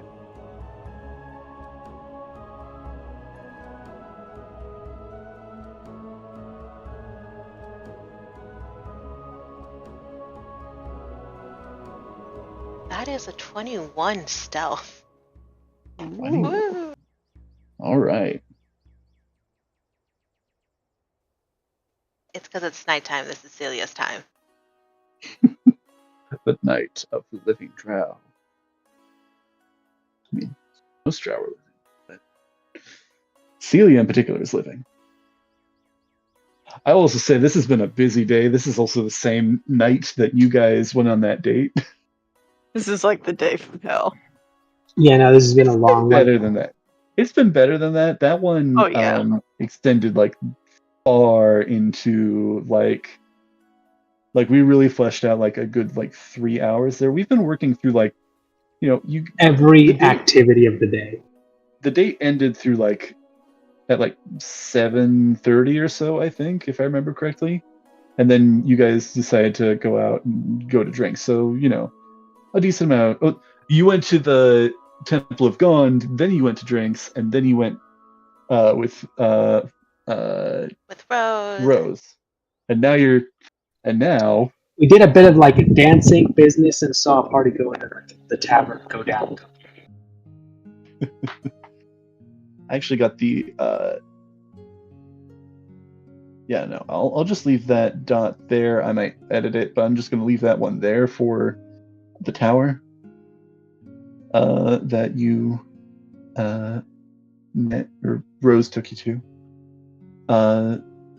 Cordelia of Thronis, what did you roll for perception checks? Let's see. That would be a 15. 15. Oh, natural 1. Oh, goodness. Goodness It is very gracious. late. Yeah, I Quick think. question. Are we gonna pass by like say the Yawning Portal or one of the other pubs? You'll be passing by. It'll be like, I think like the equivalent of like 3 or 4 blocks away, but you'll be pretty decently close by on your way back. You may very well try to like just casually just walk into the Yawning Portal. And no one will be there to stop him unless it's Cordelia. Here's the thing.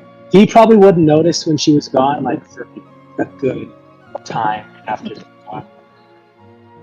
Like, I think we're gonna pick up with the two of you, and for all we know, you guys will stop by the Yawning Portal, and like Celia will catch up with you before you guys make it home. But I think we're gonna catch up with you two in a moment, and then when Cordelia, you will eventually notice that Celia is missing, but we will get into what Celia is up to real quick and how long that takes. She may be back in 15 minutes. She could just need to go take a pee break. I don't know. She might be on a secret assassination.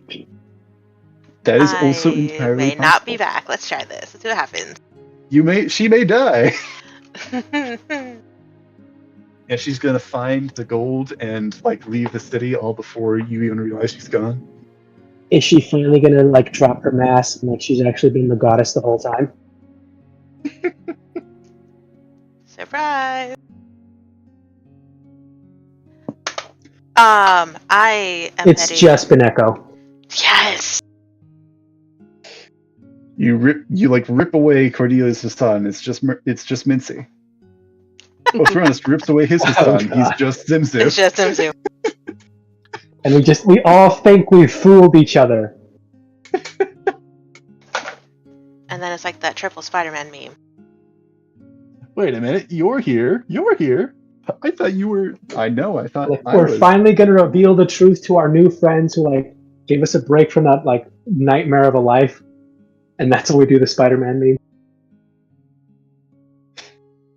It's like the pina colada. It's like the Escape, the Pina Colada song. It's like I wanted to change from my normal life, so I go and met somebody, that acts different than my previous loved one. But then I realized that eventually the person that I was, in an affair with was the person that I was already in love with. That's not fair, but anyway, Celia, you have I'm almost imagining, not that this is necessarily the case, but I'm almost imagining, have you seen that clip of like a boyfriend and girlfriend walking around a shopping center and the boyfriend like has a fake like prosthetic hand that like puts in his girlfriend's hand to like walk around with, and then he just like walks away or like walks in front of her, and she just doesn't notice. She thinks that she's still holding his hand even when he's like in front of her. Not that you two are holding hands, but I imagine that's the vibe. Fitting. Celia, you have sleuthed away. Slinked. Slink. I Slunk. want to go to the dock ward. Ooh. 20 guesses on where you're going. Yeah. So you are heading to the dock ward. I feel like I should still ask, even though I have a good indication of. Oh no, 100%. Yeah, I'm 100% going. Going there? Okay.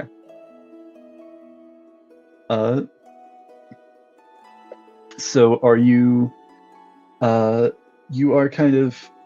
I believe we've described it before, but just since it's been a while, it's kind of at the dock. Actually, let me just roll something real quick. Let me find. Check on something. Okay, third from the side. Ooh. Wait, was that? Did I roll the same number as before, just with a different context? Wow. Wow. Yeah, no, as you are just kind of walking through the dock ward, like it is late at night, there's not a ton about. You mostly don't avoid running in. You avoid running into people. There is just a moment where you just walk by a swarm of rats that kind of like pause and look in your direction for a moment. Do you do anything? No. I Uh, hiss like a cat.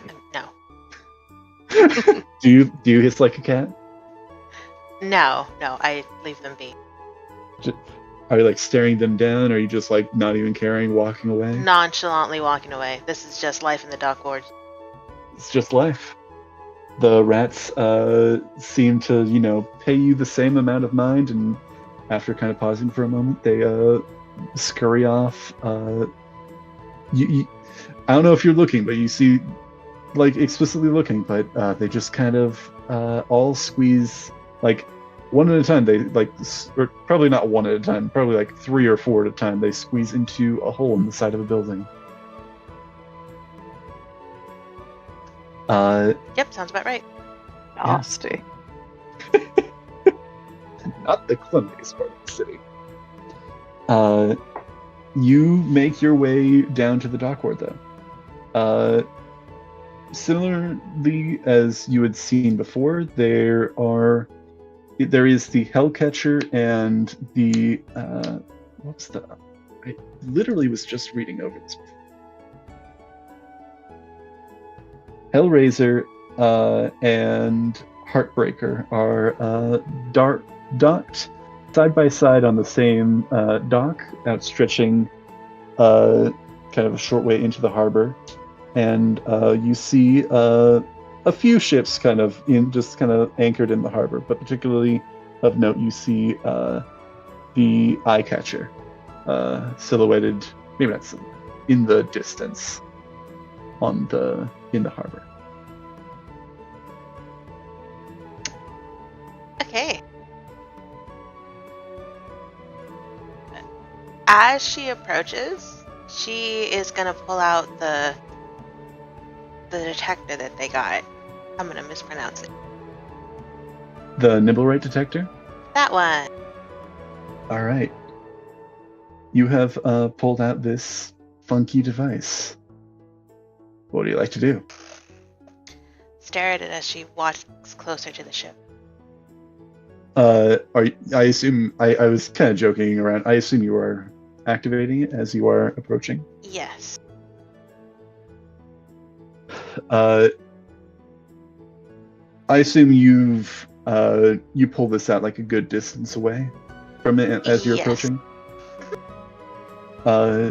you're kind of down an alley where you can kind of see this dock, and you slowly creep forward, holding this device active. And 1 step, it doesn't seem to be active. 2 step, still is not activated.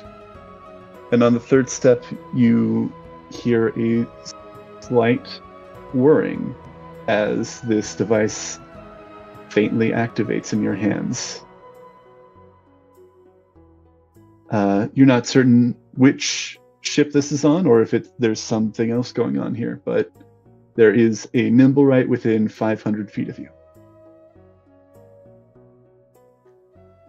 I'm gonna walk closer to the ships and see if the device gets... It's supposed to get faster, right? Yes. Yeah, I'm gonna keep walking towards them and see if it speeds up. There is, as you walk closer to this ship, it continues to whir faster and faster. Let me actually double check what the range is, the specifics. Let's see if it's within 500 feet and then within 30 feet of the device. Okay. Do you approach one of the ships closer? You can Yes. actually, if you creep onto the dock, it's continuing to grow faster.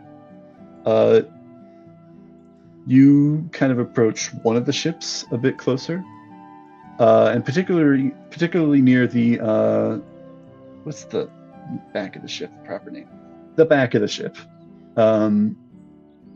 where you might assume some of the storage and the captain's cabins are, some of the living quarters. It does seem to get, with that like maximum spin, it, as you kind of back away though, which ship did you approach?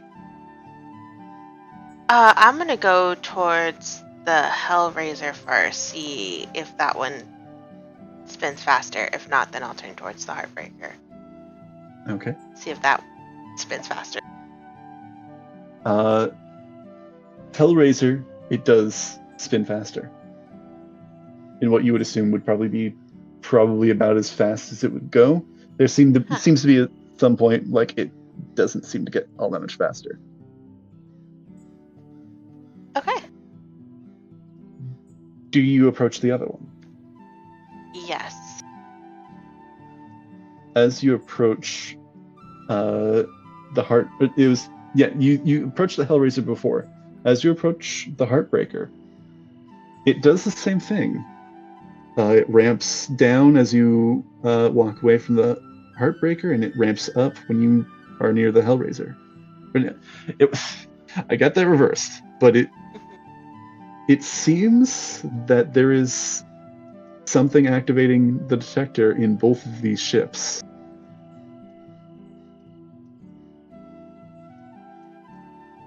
Okay.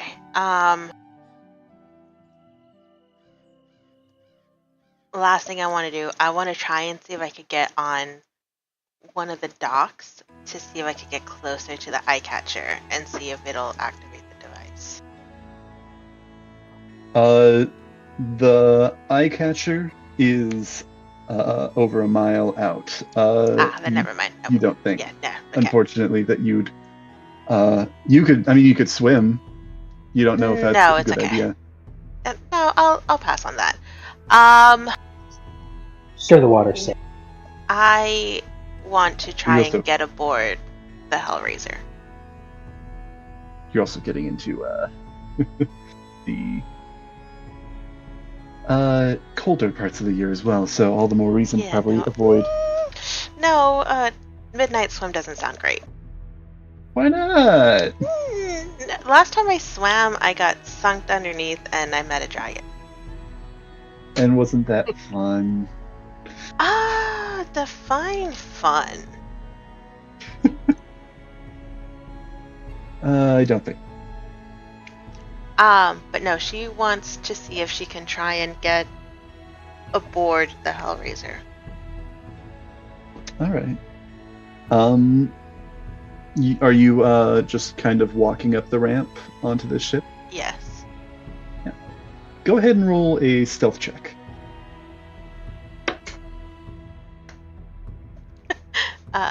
8. 8, you say? All right. Yep. Okay. Let me check on some stuff, because let's see. You do hear. I will give you this. As you're kind of walking up this ramp, you do hear like there doesn't seem to be like commotion or a ton of activity on this ship, but you do hear some people walking around up on this main deck.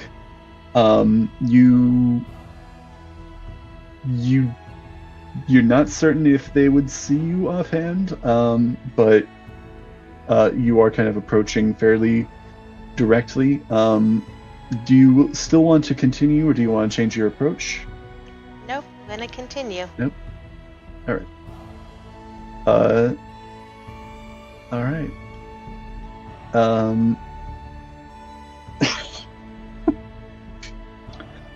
Then walking onto this deck, you see, actually, double check the specifics here.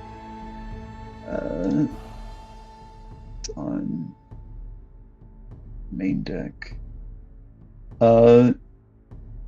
Excuse me, jeez. You see 4 appearingly human men standing on this deck, kind of pacing around.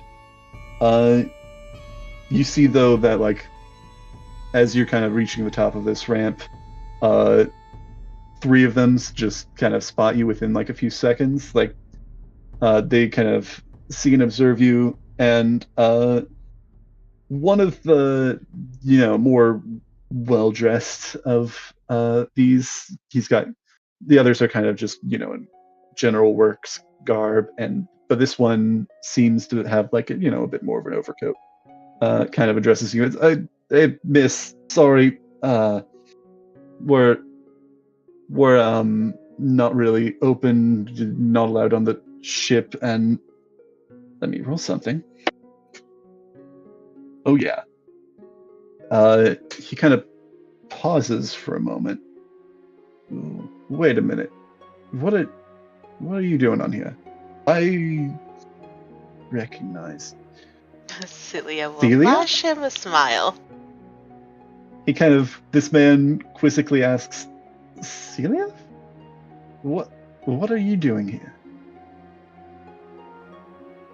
Am I no longer welcome? I mean, no, it's just we haven't seen you in... It's been a couple... been a while. Yeah, but I got pulled away on some other business, but here I am. What brings you here, if I might ask? Well, I was in the city, and I heard you were in the city. Is there something wrong with me being here? Just asking. No, I mean, that's fine. I'm glad to see you're doing all right. Do you want me to get let me actually make sure I'm getting the name right. Because, yeah, Hellraiser. Fergus is still up. Do you want me to check in with him? See if he's... I mean, yeah, no. What brings you here? Out of curiosity, I mean, it's generally not. I mean, are you looking to come back with the crew? Because unless that's the case, and even then, I don't know if we're allowed to have. She's going to flash him a very flirtatious smile. I didn't know you missed me that much to ask me back so eagerly. You hear the other 3 of these guys. One of them seemed like he was like off doing something else. You see he's all the three other kind of crew members here kind of give a kind of a chuckle at that, and this guy just goes, "Shut up! Listen, it's just checking in with you. I'm doing You well. Thank disappear you for for- checking in. You disappear for months on end. I mean, almost a year at that. No, I think a year at this point, and just don't know. Show up in the middle of the night. I suppose I just wanted to know what the situation was." At this point, she will narrow her eyes a little bit and try to intimidate him. You should know better than to ask when someone leaves. Roll an And comes back. intimidation.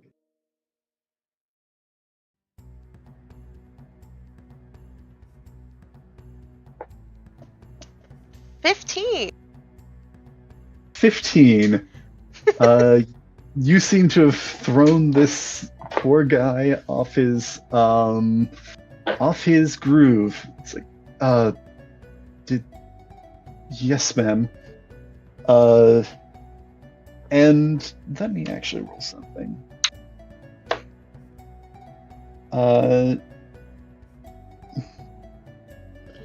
You actually kind of hear like the chuckling kind of slow down and stop for a moment from the three of these audience members, perhaps the other crewmates here.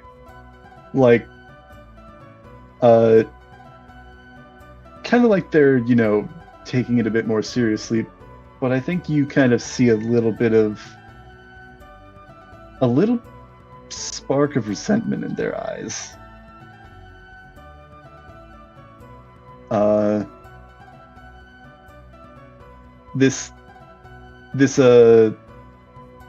I think you recognize this man as Tarim. Just kind of one of the, workers on the ship and other things. Well, what can I help you with then? You said Fergus is still awake. I remember my way around. Fergus is in his office. Perfect. And she's going to walk right past him. I still can't just let you... Just let me get him. She's not stopping. Let me roll to see how this guy approaches. No, yeah, with that, he's gonna try and kind of, not like forcefully, but he's just gonna try and grab you by the arm to kind of like stop you from just kind of walking through the ship. Is this a grapple check? I will say, yeah, go on and roll an athletics, and he will roll, athletics or acrobatics, and he will also roll. Huh, I wonder which one I'll choose. Oh man, I wonder which one. That is a 21. That does not beat a 21. So yeah, he kind of reaches for you, and you were able to. How do you avoid the grapple here? Very gracefully, almost like a dance step, she's going to step around him as he reaches for her.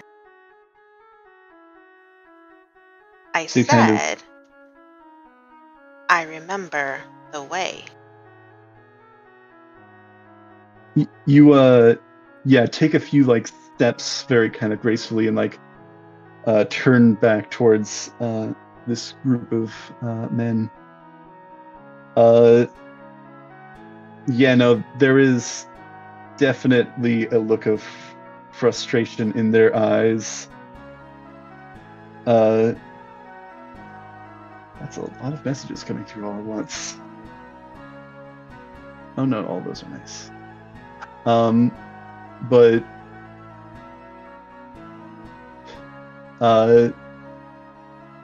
yeah. Terran kind of is almost staring you down now, and he kind of, after a moment of that, kind of breaks and goes, "Fine, but I'm keeping an eye on you, making sure our asses aren't going to be on the line if anything happens. Fine?" Her expression goes back to that almost flirtatious smile. Fine. And then she'll keep walking into the ship. God, the subtext.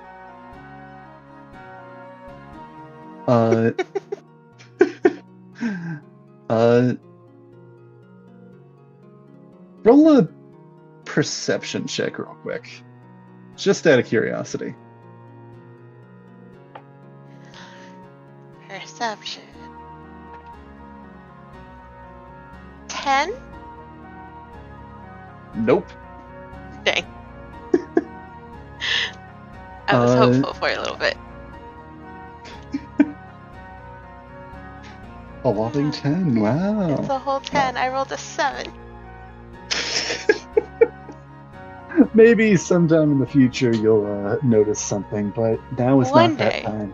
One One day day. Celia will perceive things. One day you will I'm notice sure something. we'll see her again tomorrow and it'll all work out. Totally don't need a new character or anything. The question is, what part of Celia will you find tomorrow? Her head, her torso, one of her arms? Oh dear, Celia, don't die on us. Just a just like a resignation letter, like, hey guys, sorry, had a family emergency, and Yep, yeah, just gotta run. Signed, this is totally Celia, by the way. Man. Let me actually check on where in the ship is. Check. Make a double check. I am stumbling through my words. Okay, yeah, it is that section.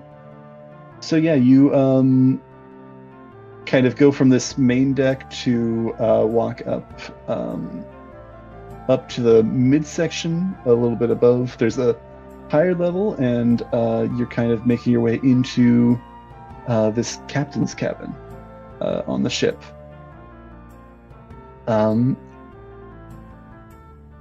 You are very much accompanied by Terran, and you notice that the two of the other sailors that were also kind of keeping an eye out kind of take up a position outside of this cabin. So you take note that there is still people on edge. Yeah, you enter the captain's cabin on the Hellraiser. You see, kind of looking inside, stylish purple drapes covering a handful of large windows around this cabin, looking out into the harbor. On one side of a central pillar rests a comfortable bed. It's got this oak, intricately carved headboard that resembles a kraken.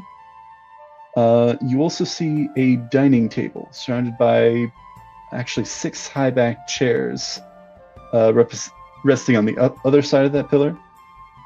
Other furnishings kind of on the side include glass doored cabinet, actually containing several shelves of books, and kind of at the foot of that bed, a wooden trunk sealed with a padlock, as well as a writing desk that seems like may have some, maybe a captain would do some paperwork at that desk. Actually, at that desk, doing some paperwork, you see the captain of the ship. I just had it up. I should have this. Fergus Crabwater. is what you knew him by. Kind of a bit of a bit on the slightly nose portly name. fellow. Yes. Well, just a little on the nose. And on this dining room table, you actually see an opened bottle of wine as well. Kind of taking a moment, actually, to kind of look up from his work. Just, what do we have here? And your companion kind of goes, had a visitor come back from, well, not entirely certain what from, but been a while since we've seen Celia. And Fergus kind of pauses for a moment as well and says, there you are. How can I help you today? We weren't expecting the return of someone like you. She will very dramatically put her hand over her heart. I'm hurt. You guys are my family. I can't stay away from here forever.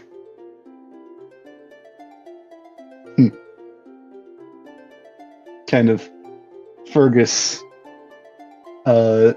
pauses for a moment there. Well then, what tore you away in the first place, if I may ask? Business. Business.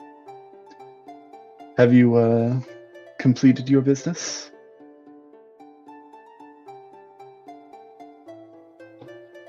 For the most part. Well, then should we be expecting you back then? I would hope so. But you know, that's not my call to make. I see. Have you spoken with our captain, then I take it? Tarim actually kind of takes a bit of a pause at that. Kind of like quizzical, like, what? Celia will kind of give a pointed look at Fergus and then at Tarim. Yes. Yes, I have. I take it business has been well then. Thriving.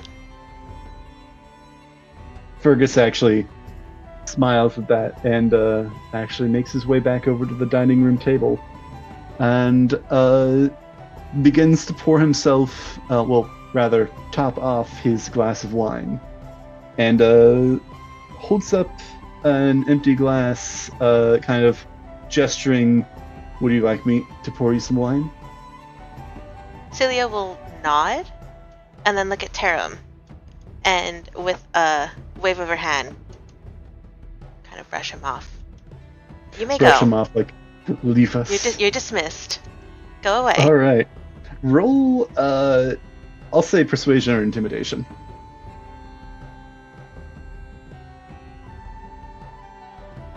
They're both the same. I think she's going to try and be more intimidating. 16! 16. All right. Yeah, with that, you see a frustrated look. Probably not well hidden, but and he kind of not storms out, but he does kind of leave in a bit of a huff.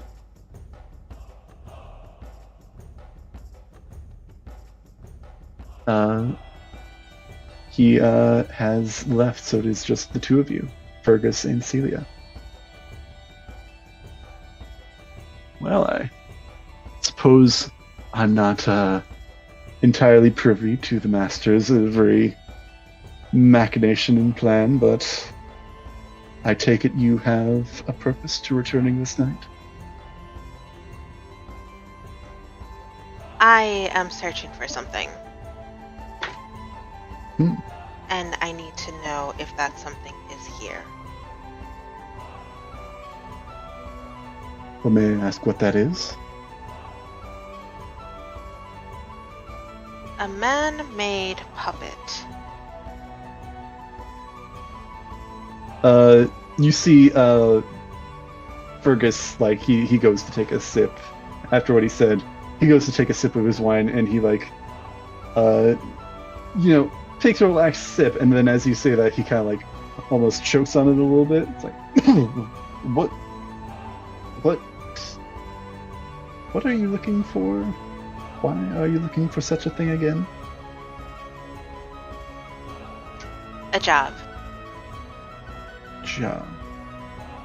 And you seek to know if we have any in our employ? Yes. By all means. Fergus, well, at this point, let me actually go back and check out some stuff again.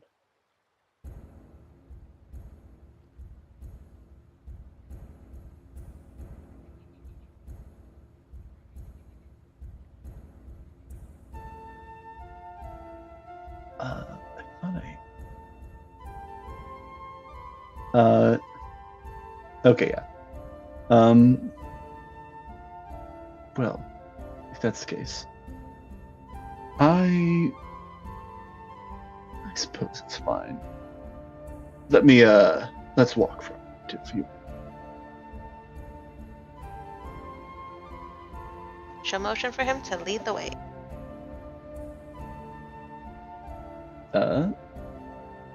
He leads you down the steps, down the kind of outside of this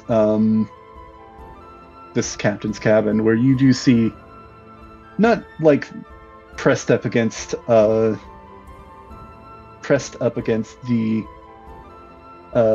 door listening in or anything, but there are all four of these crewmates are standing around outside of the captain's cabin, expectantly, perhaps on edge a bit.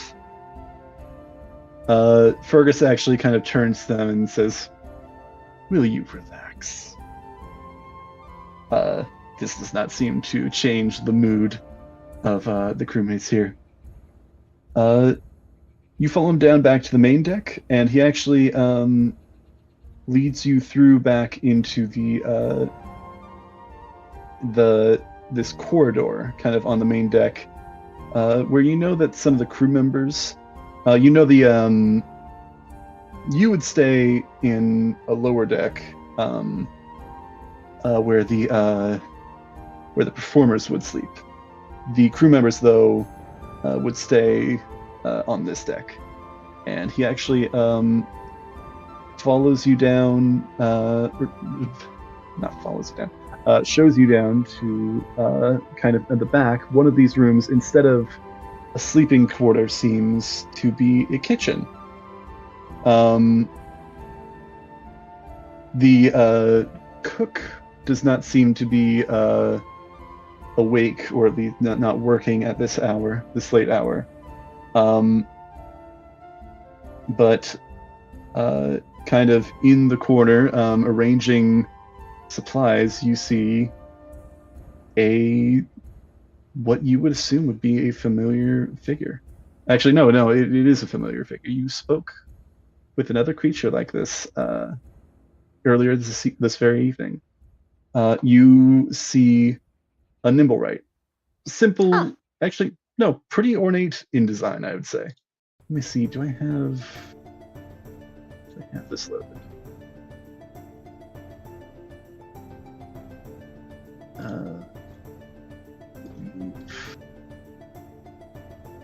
That one. Okay, yeah, it's this one. It's slightly less complex than Nim, you would say, in artistic design.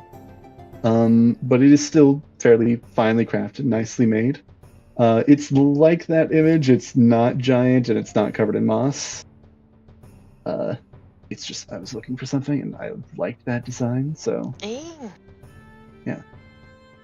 But it seems to be stacking crates, sorting through various goods as two of you enter, and it kind of like turns towards you.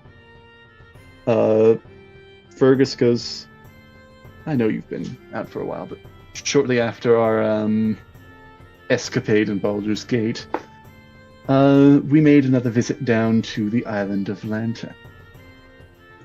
These creatures, though, I'm not certain what you're searching for it for. They stay on the ships unless they're taking part in a parade.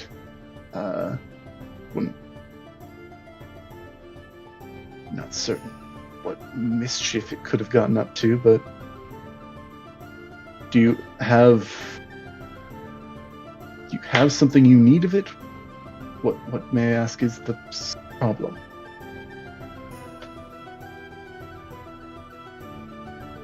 I'm looking for something. And right now, these are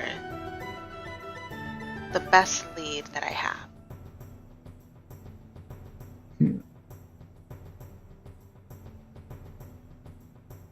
Is this some sort of mission for our patron?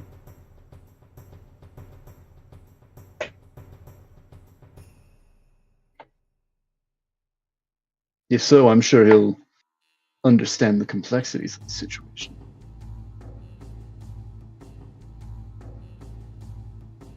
I don't know. I'm trying to figure out if this is something that he should be warned about. He kind of pauses for a moment and looks around and asks, should we ask him?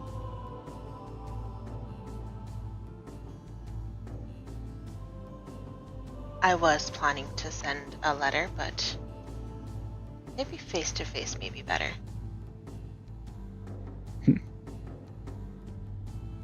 Let's head back to our my cabin and wait him there.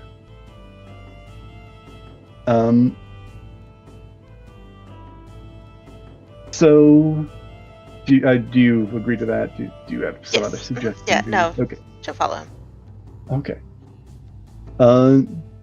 You follow, and shortly, he follows behind you a little bit. I think you hear the mutterings of a sending spell being sent. And you await him in his cabin, and I don't remember if I'd gotten some art and sent it for him like last time, because I know you'd spoken with him before. I believe there was art for him. I don't think I added them to the NPC's channel. We have the art for other thing, but he's...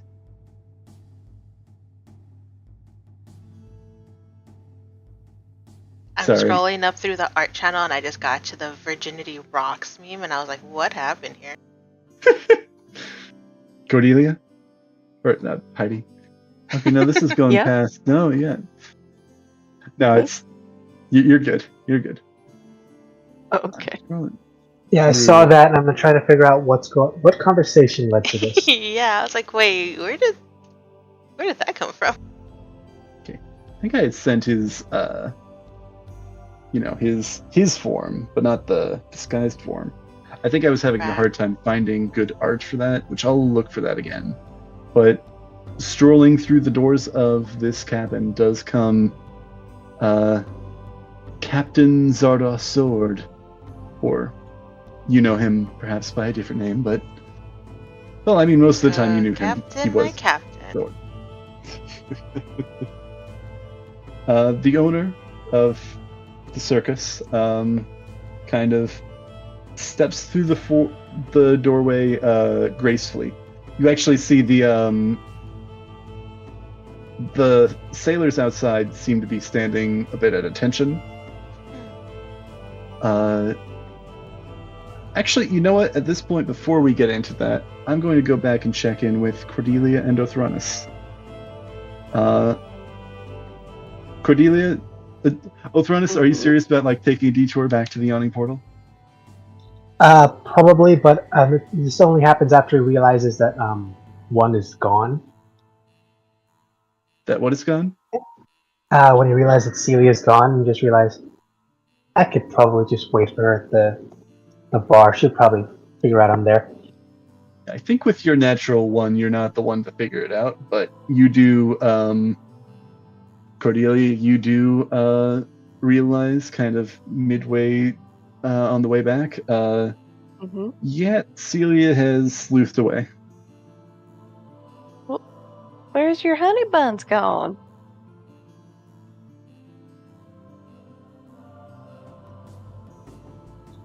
That is an honest.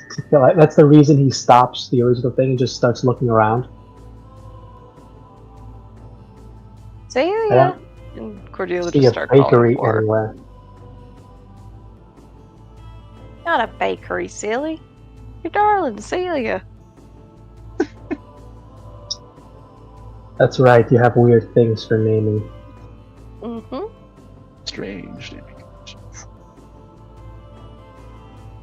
Yeah, Cordelia's just calling for Celia, obviously not gonna answer. I think I saw her over there. I'm just gonna using that distraction start walking over to the Yawning Portal. But why are you gonna go get drunk at a time like this? You don't know where I'm going. I'm gonna go look over this direction. You should go over look that direction, and we'll meet you at Trollspoke. Oh dear. All right. And what direction does he point for me to go? It's completely random, which is just back the way we came. Go back. You'll just shrug and start walking that way. Are you heading back that way? Yeah. Essentially just back to the tower.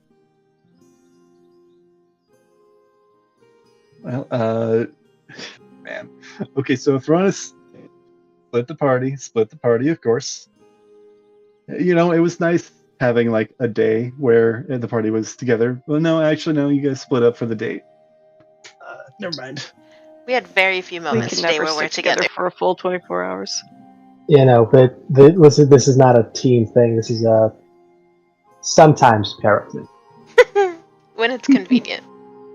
When it works out in the best interest of everybody. Oh yeah. No, yeah.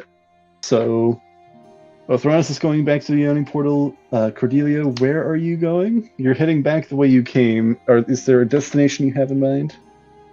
Not really, just kind of wandering back that way. Is there going to be, like, after, like, 15 minutes? Again, it is also, like, getting to be probably, like, 2 in the morning-ish, and you still have, like, an hour and a half walk home. Yeah, after a while, Cordelia's gonna start yawning, and she's still worried, looking around. Oh, Celia, where have you gone? Whatever you're doing, hope you're doing it safe, darling. Nope. And after one more circle, one more look around, she'll start to wander defeatedly back towards the way home. We'll pick up with Celia and see if perhaps you run into her on the way home. Probably not, but there's an off chance. It could happen. Could happen. Also, Othronus moved back in, but there's a good chance he may not make it back. Look, I may already have like a room there reserved for when I get there and just start getting drunk as shit, which I currently am. Because like it was just normal drinking during the dancing because I needed to stay awake and somewhat. None of that. Just Drinking downing. stay awake. Now we're drinking. barrel of medical alcohol. Yeah. Glorious. Keg of chloroform. That might be a bit much. No, yeah, we will. I may buy 1 or 2 drinks for the fallen adventurers of the yawning portal and just dump it into the well. Or one of Durnan the does. homies. Durnan, like just shakes his head, like whatever. We're gonna hop back over with Celia. Yeah, confidently, gracefully striding through these doors is Captain Zardoz Sword. He kind of peers at Fergus and then kind of looks to you with a bit of a cocky smile and asks, "Well, my dear, how can I help you today?" I have been given a rather peculiar job. Actually, along with Zardoz Sword, strolls in the Nimblewright is in the room as well. So it's just the 4 of you. Ew, icky. Yeah. It finished up his job and is reporting for duty. Nice. Yeah, she will say, I have been given a rather peculiar job, and I wanted to see if there were any conflicts of interest with this. By all means, explain further. I was tasked with finding, and I'm going to mispronounce this, the Stone of Galore. Is that right? Is that how you pronounce it? I don't know if you're asking like I don't know No, if you're I'm asking out of Sword character. in game. Out of character. Yes, it's Yes. the Stone of Galore. Okay. Then she'll, yeah, ignore the last part. No, you're good. You're good. Captain Zord strokes his goatee kind of in intrigue. A very interesting task indeed. Many are searching. Do you have a lead, if I may ask? She will point towards the nimble rod. Nimblewrod? Yeah. Nimblewright. Nimble right. But no, What yeah. is nimble rod? Nimble right. What happened? Nimble right. Nimrod. You point at the Nimrod. You know what? That's what Celia's going to call him now. This specific Nimblewright is called Nimrod. Exactly. Perfect. Wonderful. So she'll point at the nimble right. It's a beautiful name. As you point at the construct, Zord kind of looks it up and down. Curious. What connects the 2 aspects, if I may add? Is there a story behind this, I assume? Does it have anything, perhaps, to do with the destruction of your tavern this morning? It was quite a nice place. Yes, it was. And yes, it does. She does not look at all surprised that he has already heard about it. And she rolled low, so she's about to spill everything to this captain.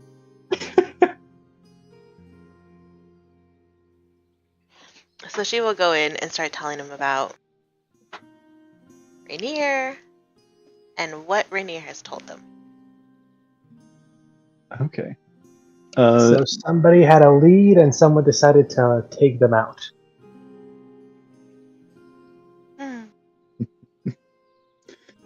Very curious. Rainier seems interestingly invested in such a prospect. And he's asked you to find the treasure, I take it? Find the stone, which I'm assuming then will lead to the treasure. Yes. It seems he wishes it out of the hands of ne'er-do-wells. Naturally. Intriguing. Well, I would... Do you explain the situation with the Nimblewright being Yes. spotted? Nim, do you bring Nim up? Mm-hmm. What happened there as well? Yeah, she tells a fully detailed recount of the day. Do you Not the talk date. about not the date? Do you talk about well, do you bring up anything with Rose at all? Either the tower good that she led you to question. or the Black Viper? Good question. Let's find out. Spill all the secrets. The tower, the spell circle. Like, there's some interesting pieces, and these guys sound like they know exactly how they can use all of it. That is a 3. She Oh my God. really Spill wants his approval. everything. Yeah, she's going to... I don't think she intentionally means to spill that she knows who the Black Viper is. But in recounting her story, she will explain how Rose divulged that the Sea Maidens Fair had some of these noble rights, while she was talking about her escapades as the Black Viper, etc., etc.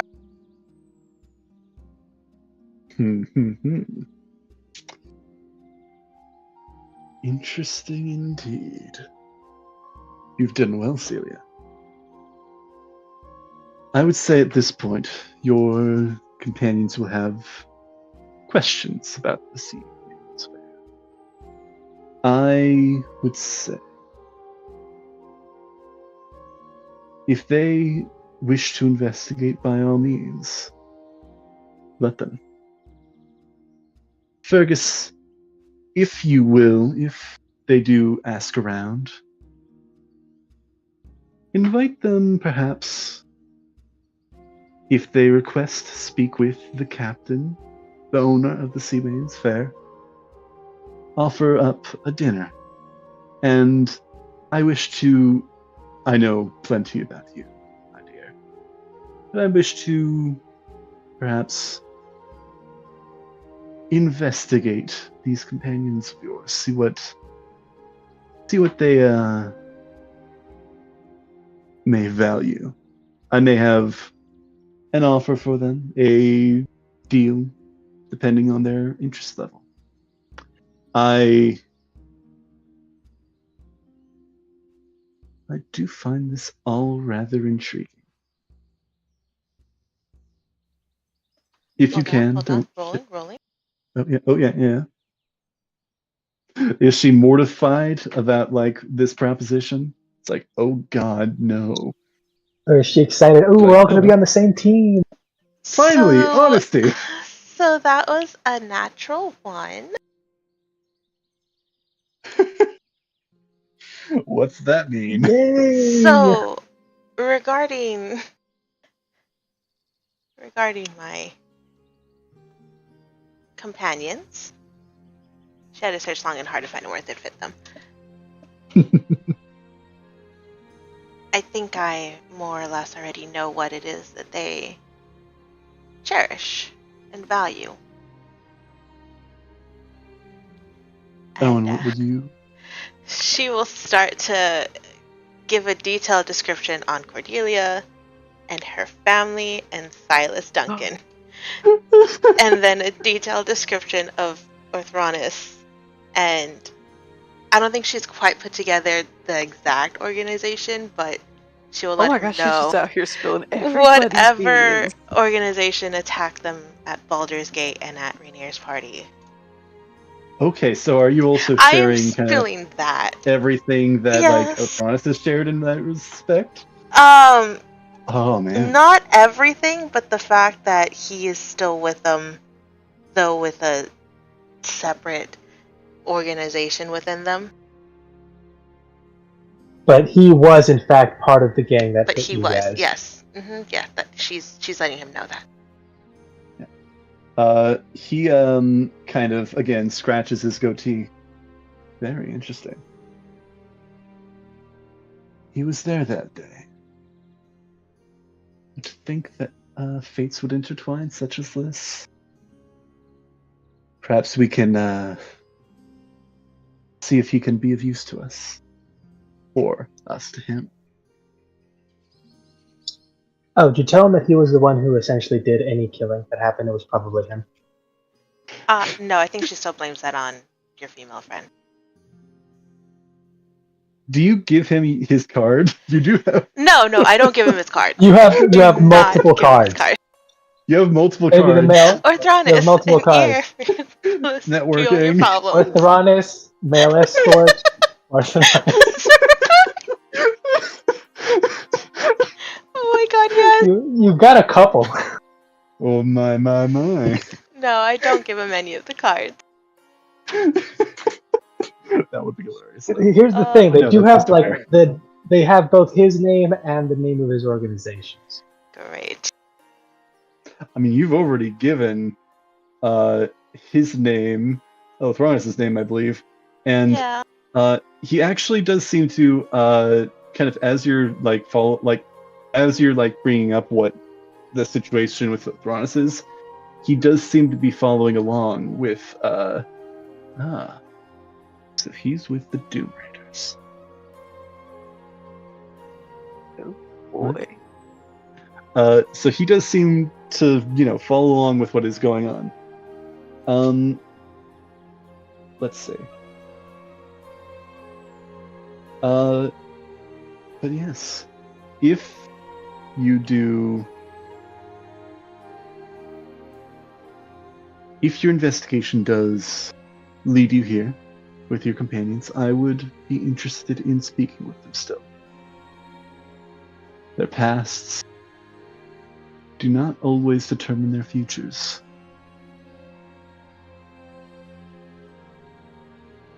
People can make all sorts of strange decisions. Celia smiles at that. Yes, I know you know about that. Celia, if you wouldn't mind, I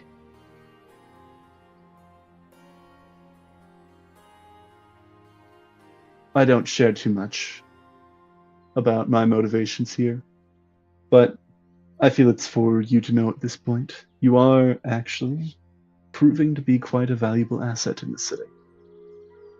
You are an important piece in the board. Fergus actually grunts a little bit at that, but seems to kind of be off to the side of this conversation at the moment.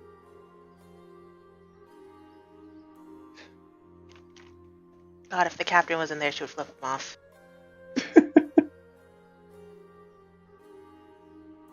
Celia, do you know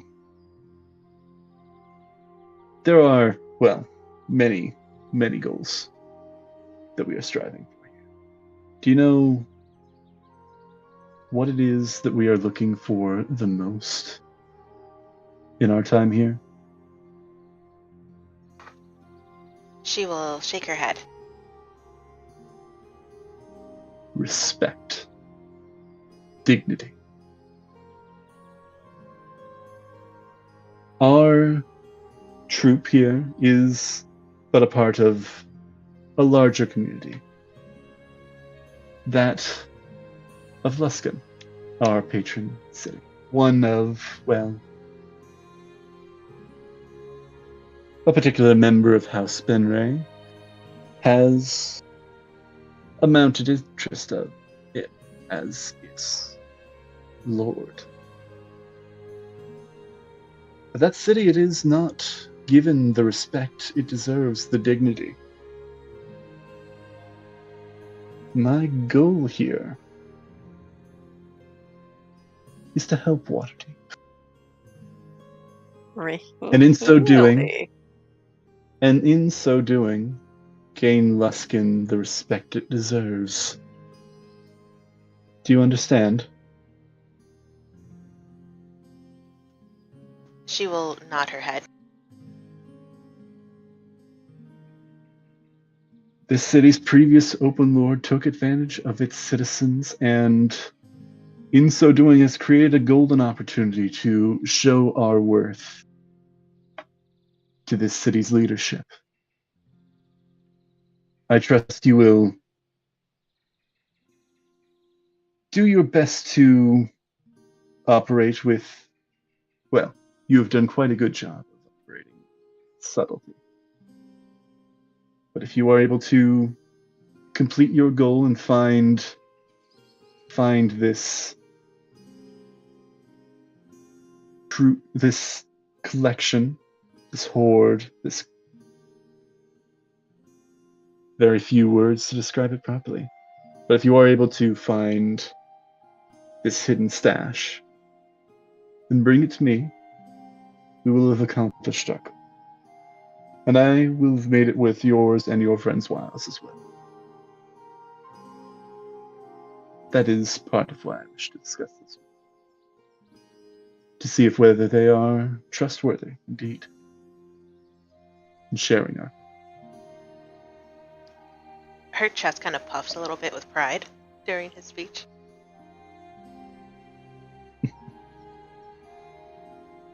He places a hand on your shoulder, perhaps in pride, perhaps in approval. Well, it is in fact getting late. I thank you for letting me know of the intricacies of our nimble ride situation, but I assure you, they have not left our ship. One on each ship, two on the eye catcher. Celia will nod her head, 100% trusting in those words. You're searching the city for another one of these creations, right? Yes.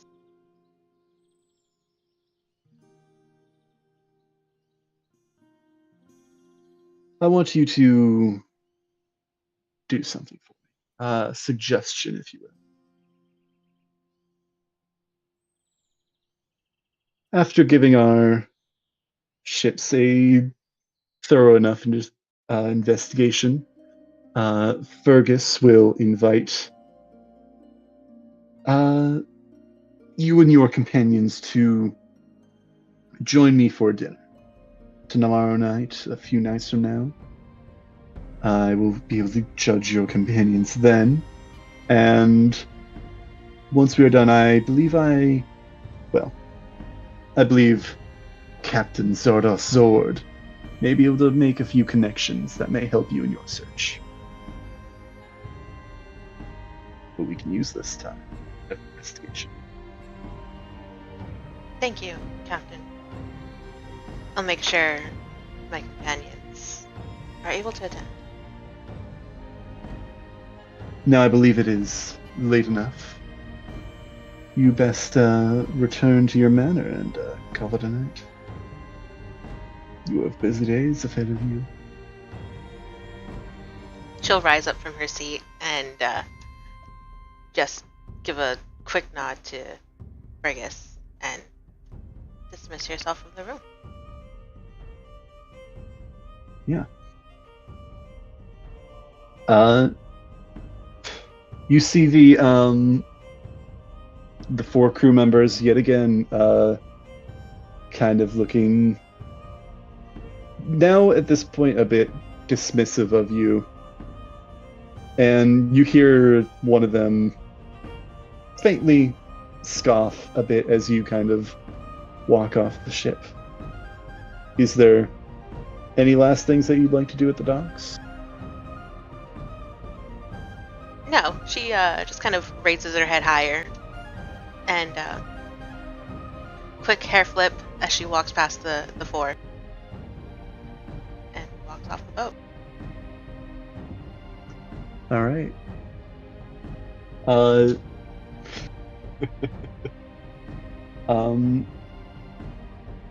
Yeah, no, you roll one more perception check, just out of curiosity. This is the one, guys. This is the one. I feel it. No. Big whammies, no money. Wait, what? No, not that one. Big money, no whammies. Alright, it's actually not bad. That's an 18. 18. It's something that maybe you've seen before, maybe even many times, but I think is sticking out in your mind perhaps now a bit more predominantly in this moment. You recall seeing Fergus, these 4 crew members, and in fact many of the other of these ship's crew. Many of them hidden, but you see one in the same tattoo on their left forearm. You don't quite know what it is exactly, but it does feel uneasily familiar. Oh. Am I able to, like, make out what kind of tattoo it is? I think at this point in time, perhaps in the future, but I think at this point in time, it seems in design fairly angular and pointy. You definitely recognize some of its style as drow in nature. Ah. Okay. Without further ado, I believe now it is you. I assuming you're not gonna go off and do something else. Or you're Okay, gonna now I'm gonna go. I'm just home. kidding. No, yeah, heading home now. And now She's gonna go hunt the Nimblewright. Sure am. Now you're gonna take Ready a to sleep. 3 p.m. swim. Yeah. I'm gonna go 3 back, a.m. talk to our dragon friend, see what he knows. I'm just kidding. Yeah. Hey man, do you know anything about a Nimblewright? It's like a man made of wood. It's like, I live in an underwater cave. I don't think many wooden things survive down here. And then you turn to the left, and there's No. just this moss-covered, like, thing. Nimblewright? Wait a minute. Nimblewright. Wait a minute. Wait. And he just Oh, do you moves mean that? he moves the moss and stuff with his claws. Like, oh, he's wooden under there. Oh, I thought he was just like Oscar the Grouch. Yeah, I thought it was just like a moss monster. Oh, okay. Is this it? Cool. Hilarious. This has been a fun session. Yeah. I think we're gonna end it here. Okay. I will leave. I you can't guys wait to with pick Jasmine this if you- off because everybody's ending the night in a different place. I mean, I Celia will will add- eventually go back to the tavern. I will just ask Eventually. if you guys want to just, for simplicity's sake, just pick up next time at the tavern. You probably are going to be sleeping until like noon, since you guys are all doing stuff, and then also, well, not you. 2 of us are going to be sleeping until noon if we want to get a rest, like a full one. Yeah. I'm cool with that.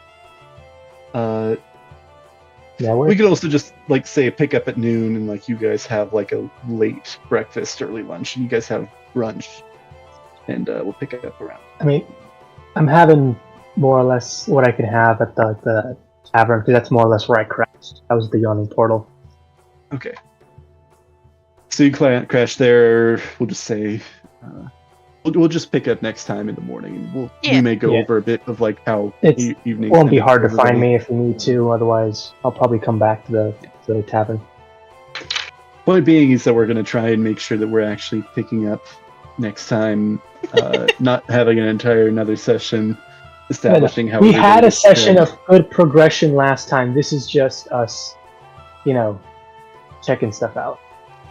I mean, this one had some good progression stuff. Mm-hmm. I don't trust Celia's old boss. What do you mean? He's totally trustworthy. I don't trust any of Celia's associates. Associates. Well, Except wait, for, you're one of Celia's I associates. don't know how you'll True. feel about any of mine then, like out of game. I don't think mine are no better. Mine are exactly the same, but just on land.